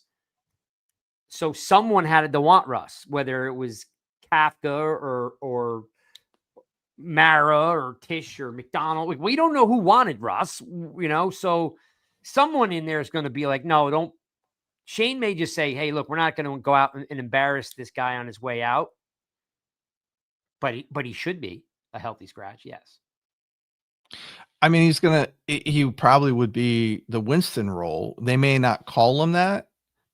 They may give that title back to Winston.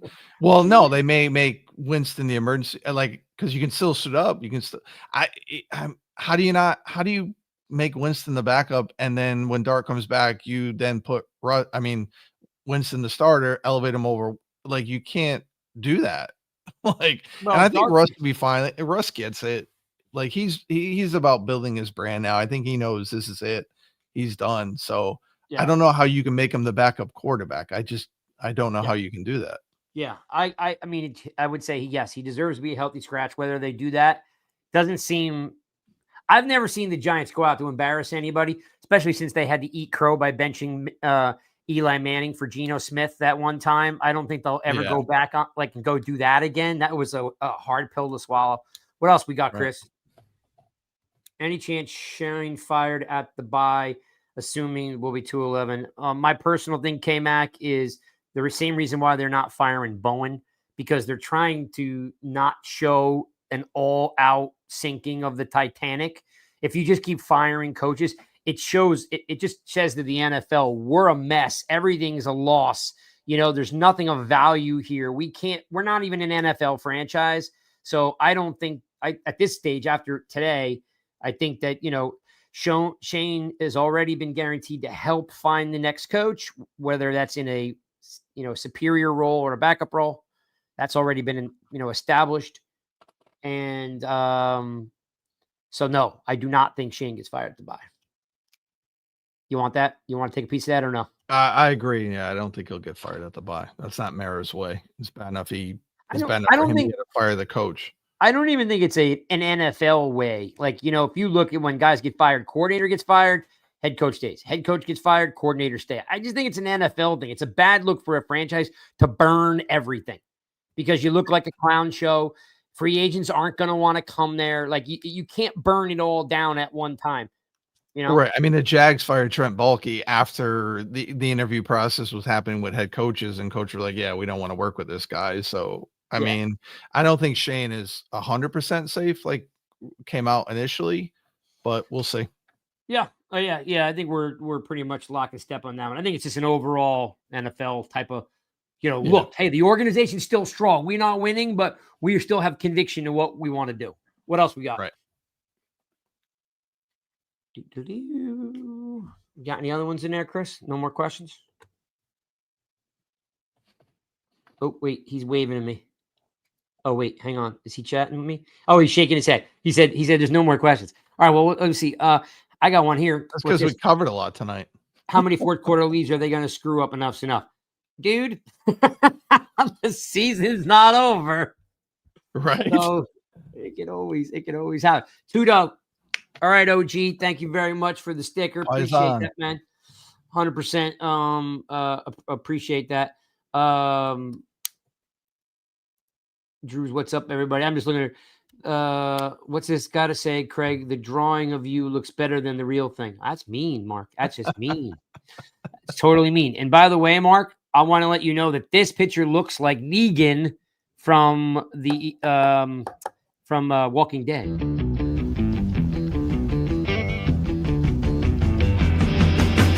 Got to be the king.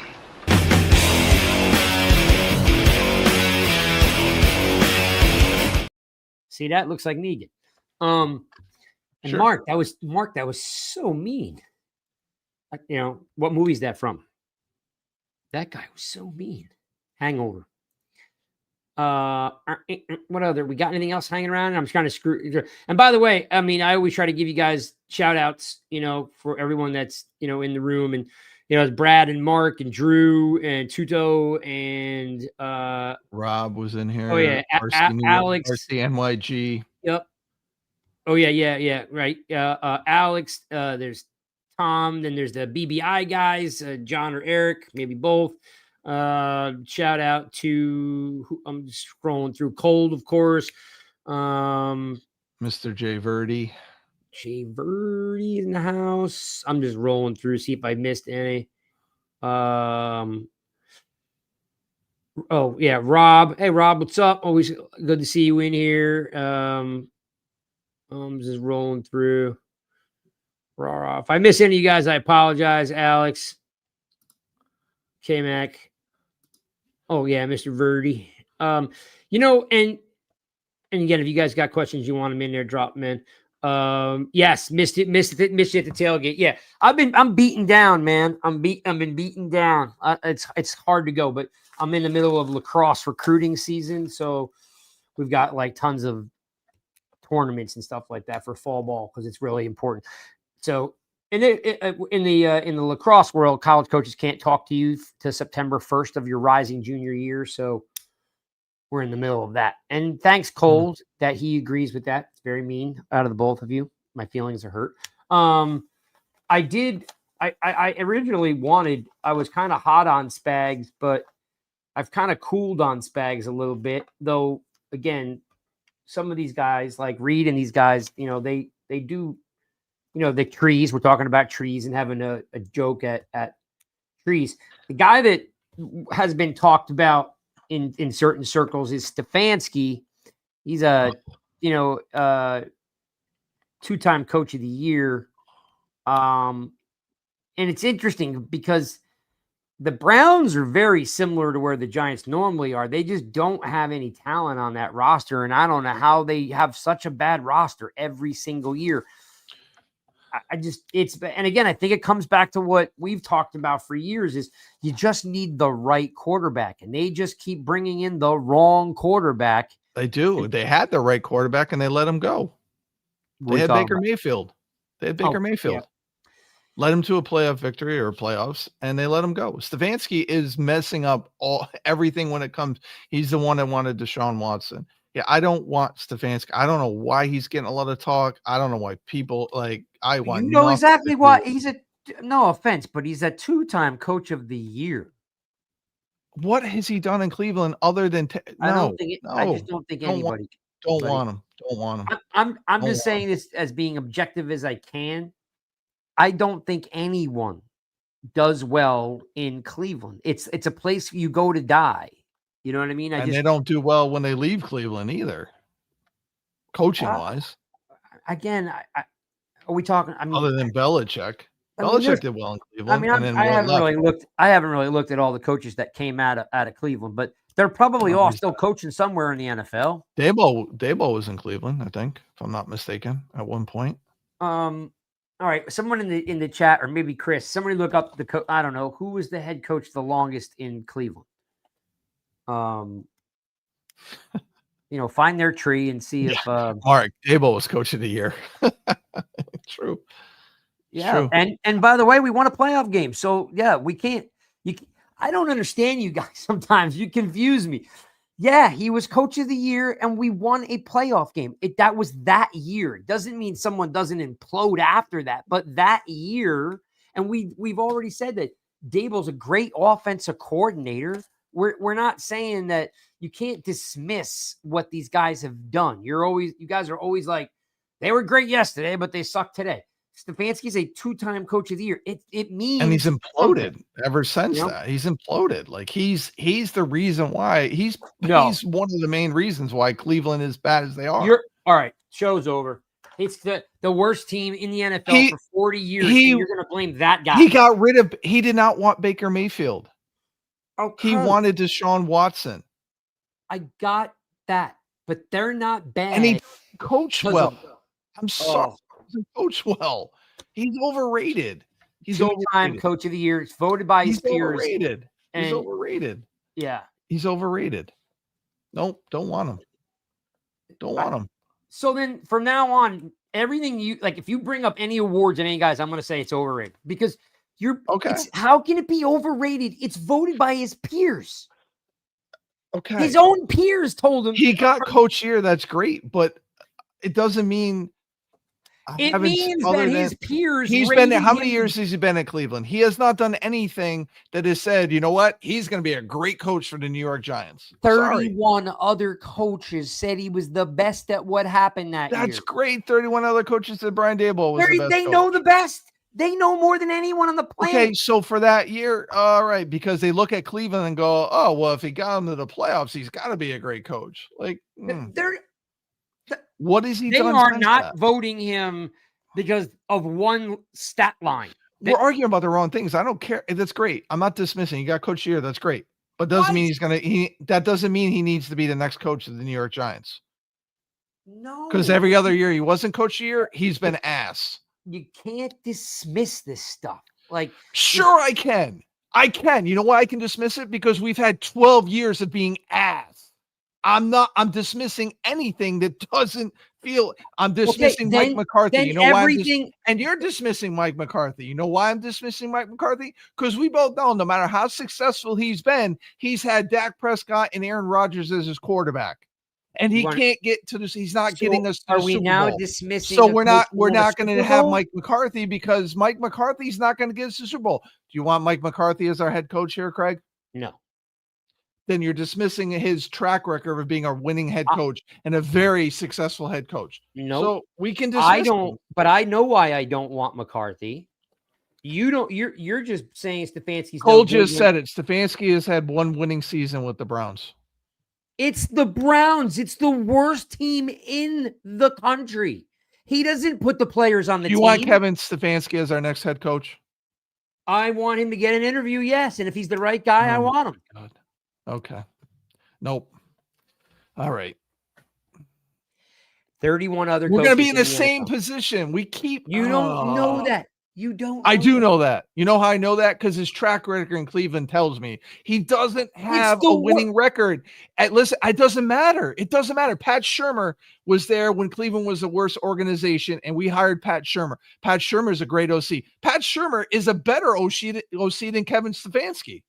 31 other coaches 2 times said he was the best coach in the league. Don't care. How could you not care with 31 head coaches? I don't care. It doesn't mean he's going to be a great head coach for the New York Giants. I don't care. I don't care. Because McVay is bending over your buddy doesn't mean that he's going to be a good head coach. McVay. First of all, my 3 choices were Jeff Hafley, Chris Shula, and Jesse Minder. Those are my 3 choices. I just don't understand. I think everybody gets like blinders on. I'll take Lou Anarumo over Kevin Stefanski. Kevin Stefanski is another so-called quarterback guru, offensive genius. I don't want those guys. I don't want them anymore. His team is soft. They don't play physical. They make mistakes. It's the same thing. And he's got talent on that Cleveland Browns team. I don't care. Talent? He's got talent. He's had talent. They've gotten rid of talent.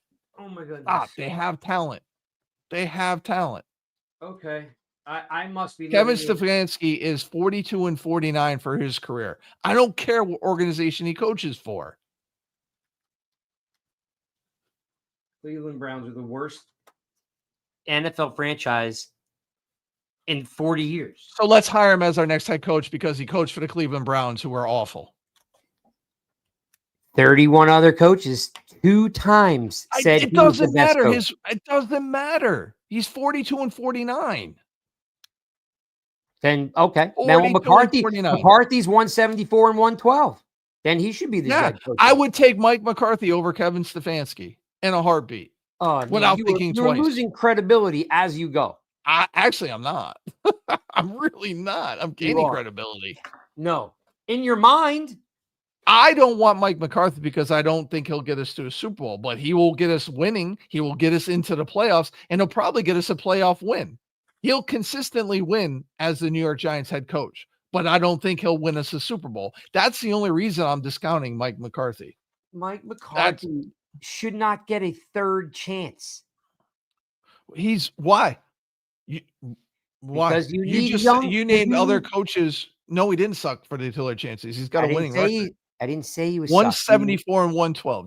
Jim Harbaugh got a 3rd chance. You were talking. I said other young coaches should get a chance before a guy gets a 3rd one. Right where we are right now in the NFL, there are a lot of good young coaches that deserve a chance before a guy gets a 3rd chance. 10 years ago, when you didn't have a lot of young coaches, right, coming up, getting jobs in their 30s, you gave guys a 3rd chance because there weren't a lot of head coaches in their 30s. It's the times have changed. So now you got a lot of good coaches in their 30s and their 40s deserve a chance before the guy in his 60s who's already had 2 chances. I don't disagree, but I'm saying if it comes down to Mike McCarthy or Kevin Stefanski, I'm going with Mike McCarthy. He's won everywhere he's been. I'm leaning on what the head coaches in the NFL know, and they vote this guy that he can coach, and he's the coach of the year 2 times, not 1. I'm going with the head coaches thing, not I mean, credibility out the window. McCarthy was. I mean, if you do any research on McCarthy, why the players hated him and he got fired, he was late to his own meetings. He was getting massages in his office. He got dinged by PR for the things he was saying in the classroom. The guy was a train wreck. The guy had nothing but great talent around him, and he was asleep at the wheel, and out at the buffet. I'm just saying, do the research on McCarthy, why he got fired. Again, that's fine. I'm just saying I will take him over Kevin Stefanski. Okay. And Cold, I was going by what was said earlier about, I think Craig said, didn't you say that Harbaugh was 2 times in San Francisco? I think he was only a head coach. This is his 2nd time as a head coach. Nope, it's 3. Jim. I don't remember him twice in San Francisco. Not John. I'm not saying I'm right. I'm saying I don't remember. So Jim, not John. I know. Jim was at San Francisco, and then he went to Michigan, and now he's in the Chargers. He was the head coach of San Diego from 2004 to 2006. He was the head coach of the Niners from 11 to 14, and he's the head coach of the Chargers now. Wait, he was the head coach of San Diego? 2004 to 2006. Then the head coach of the 49ers from 2011 to 2014. I do not remember Jim Harbaugh being head coach of the Chargers before. I'm just telling you what it says. Wow. Yeah, I don't remember that at all. Let's see. Prior to 2004, Harbaugh was named the head football coach of the University of San Diego. There you go. First year, he and he coached at Stanford. Season, they were 11-1 and left for Stanford. I remember when he went to Stanford. Yeah. But so he's only been head coach 2 times in the NFL. Right. So 2 times. And I would take anybody from his coaching tree. I was just going to say too, and they may, if Woody Colt doesn't make the playoffs, they may fire his brother. Yeah, I would take John. Heck yeah. But I'm saying, he's got to have a winning season or he may go. So, he may. We'll kind of see. I want a defensive coach. That's what I want. I want a defensive-minded coach. We haven't hired one since Bill Parcells. That's the last defensive coach we've hired. That's crazy. I like Minter a little bit. I don't love Minter. I like Minter because to me, I don't like what you see. Me and you different. I don't like guys that get pulled along because I think it's not objective. I don't like it. I don't like when guys get their hands held and they get pulled along. Yeah, but you're saying they're getting pulled or handheld. He's teaching them to be a head coach, which he's done with all his other coaches. I got it. I respect your opinion. I'm just saying I don't like it. I don't like Minter. I think is a good coach, but I need him to not be in Harbaugh's back pocket all the time. I need to see him. What do you do when Harbaugh's not here? Can you do? Well, he was under John too. So he spent time. I'm talking about in an executive office role. You know what I mean? Gotcha. It's I just don't know. I would rather see Minter go somewhere for 2 years in the NFL and then go to the head coach.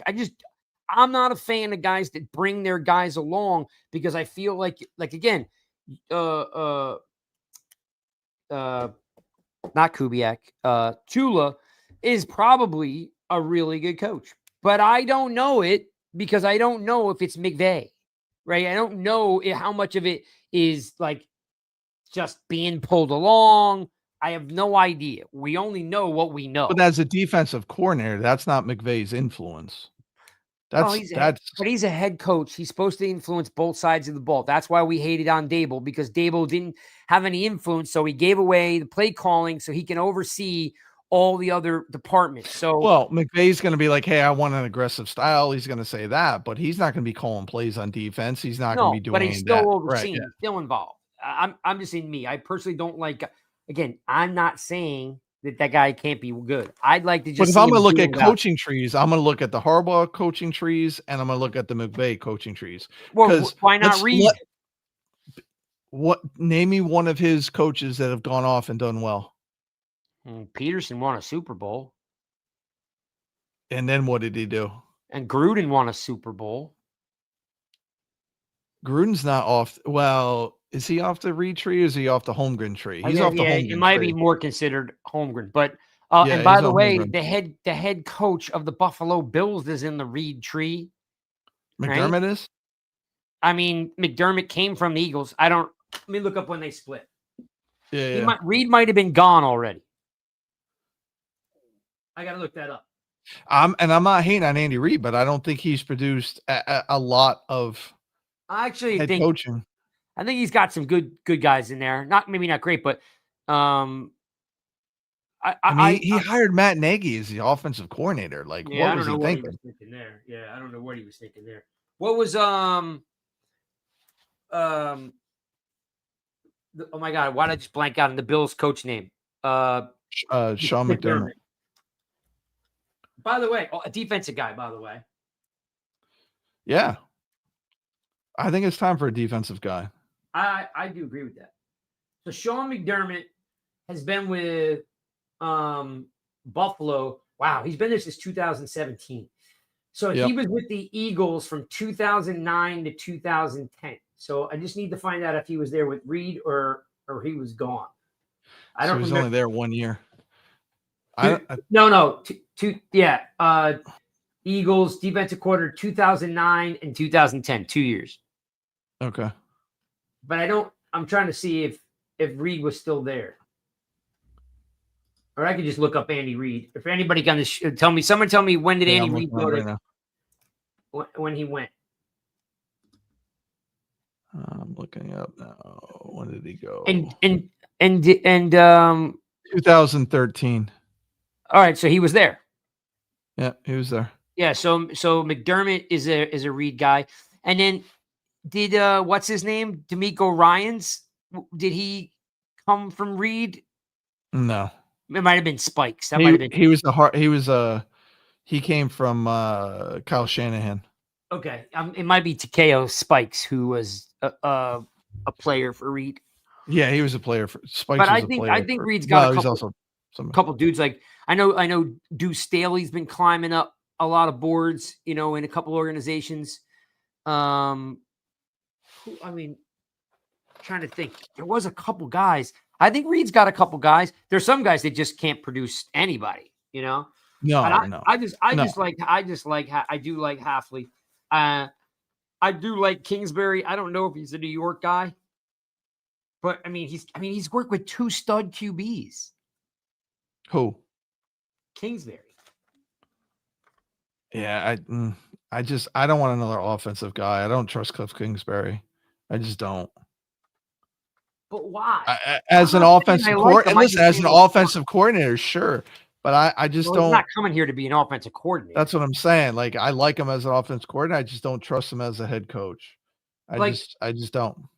I'm always like some of these guys, like they ran Andy Reid out of Philadelphia and someone gave him a second chance. And now he's like one of the most winning coaches. Yeah, but he was a winning coach. That's what I'm saying. Like he was a winning. Andy Reid went to a Super Bowl. He won more than he lost in Philadelphia. Yes. A guy like that. Absolutely. You give a second chance to. But there's none of those guys that are out there other than Mike McCarthy.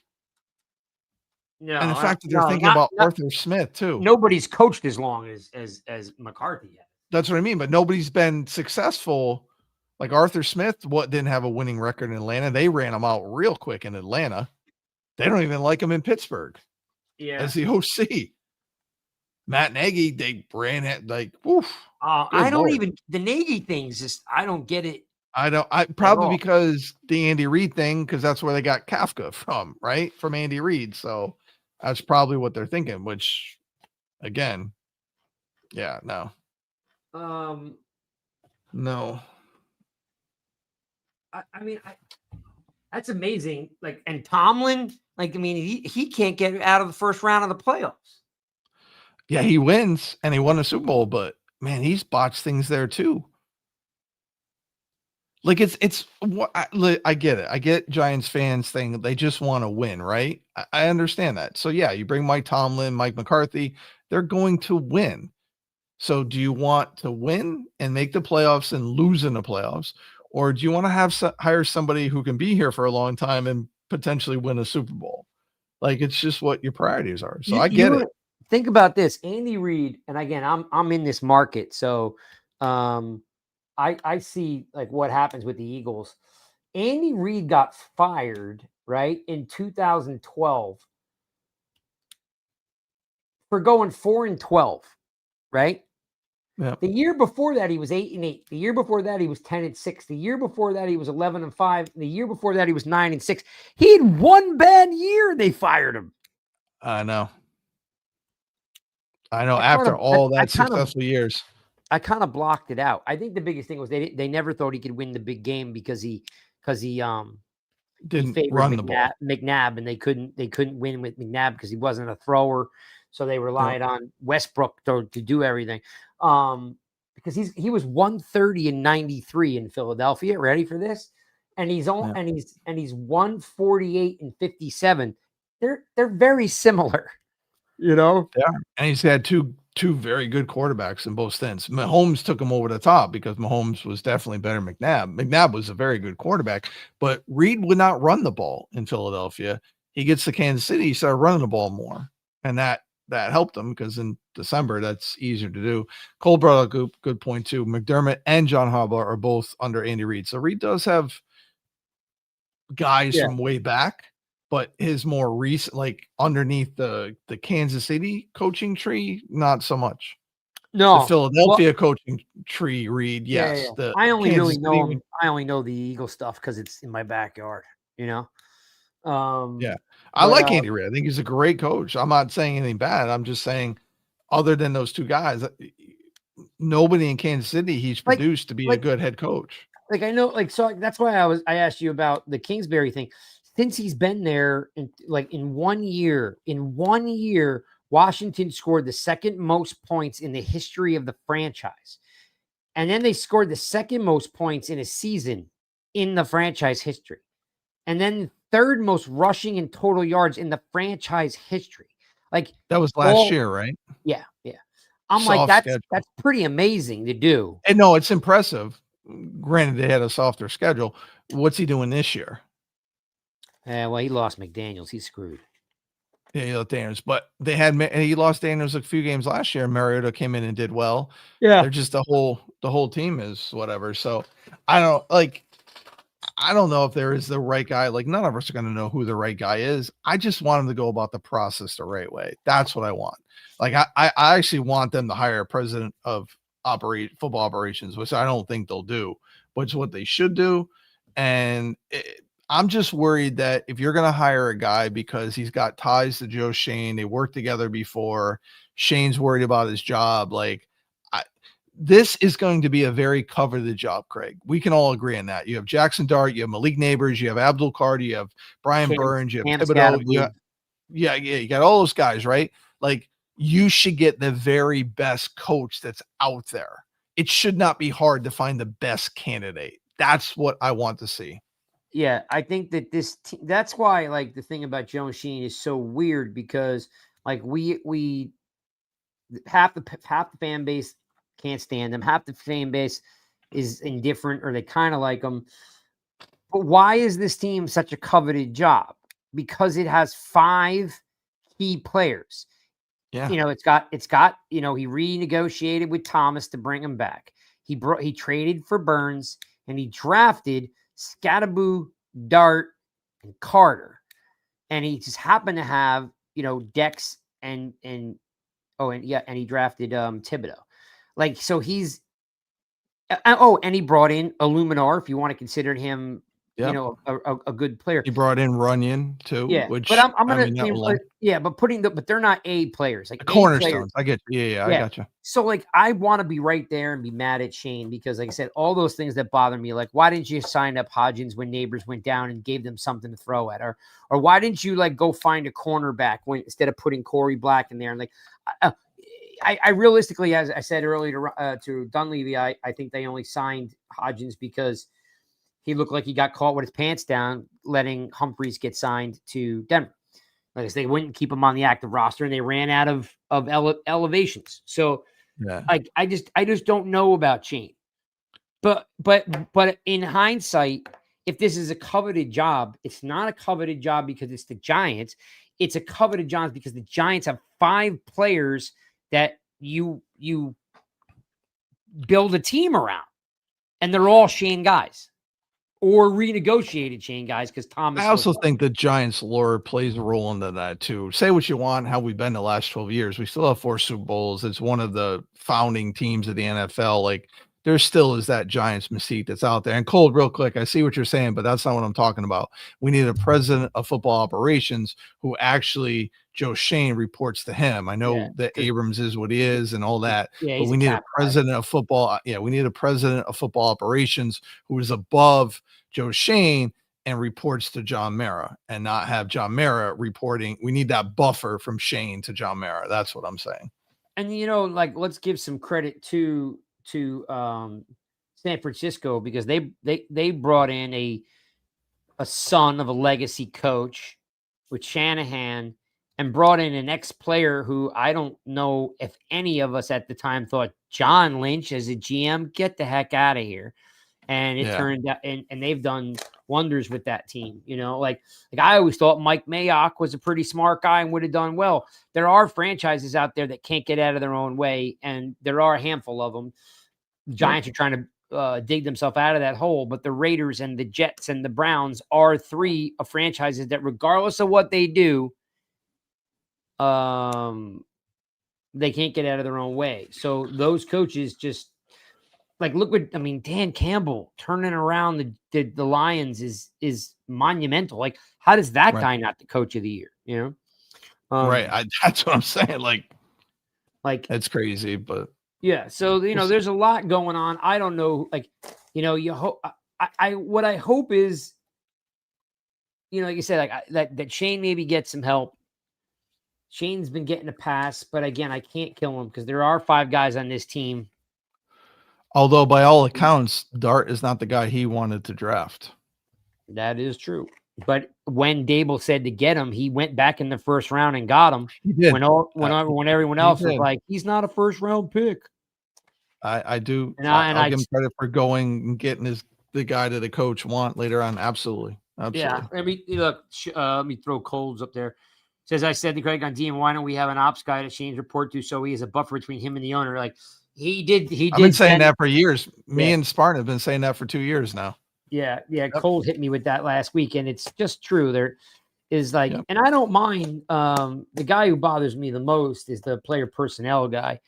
I don't really think Tim's much involved. Not Tim. Chris, who's the guy that owns all the horses? That's Chris. Yeah, he doesn't bother me that much because I remember Leonard Marshall telling me that bothers me. Yeah. I remember he said that Chris, John doesn't listen to him, so he doesn't really get involved every day. No, and he knows more about football than John does. So yeah, because John was at law school. Yep. All right, guys. We need to end the show. Yeah, we're wrapping it up. Appreciate you guys. You guys are the best. I have no idea what's I'm going to bring in a guy to do some writing on the website. So there should be some new content up there. And of course, Spencer Kessler does some stuff for me there, and a guy wants to write. So I got to give him some assignments. So make sure you guys are checking nygiantsrush.com. So we'll get some new content up there. And then I did reach out to Hodgins to see if I can get him for an interview. I don't know if he'll get back to me, but yeah, we do have a good relationship with him. When he was here behind me, actually, I think right there, if you guys can see my wall back there, that's the Isaiah Hodgins pass for his kids camp that I was talking about earlier today. So, all right, guys, we're out. We appreciate you guys, and we'll see you guys soon.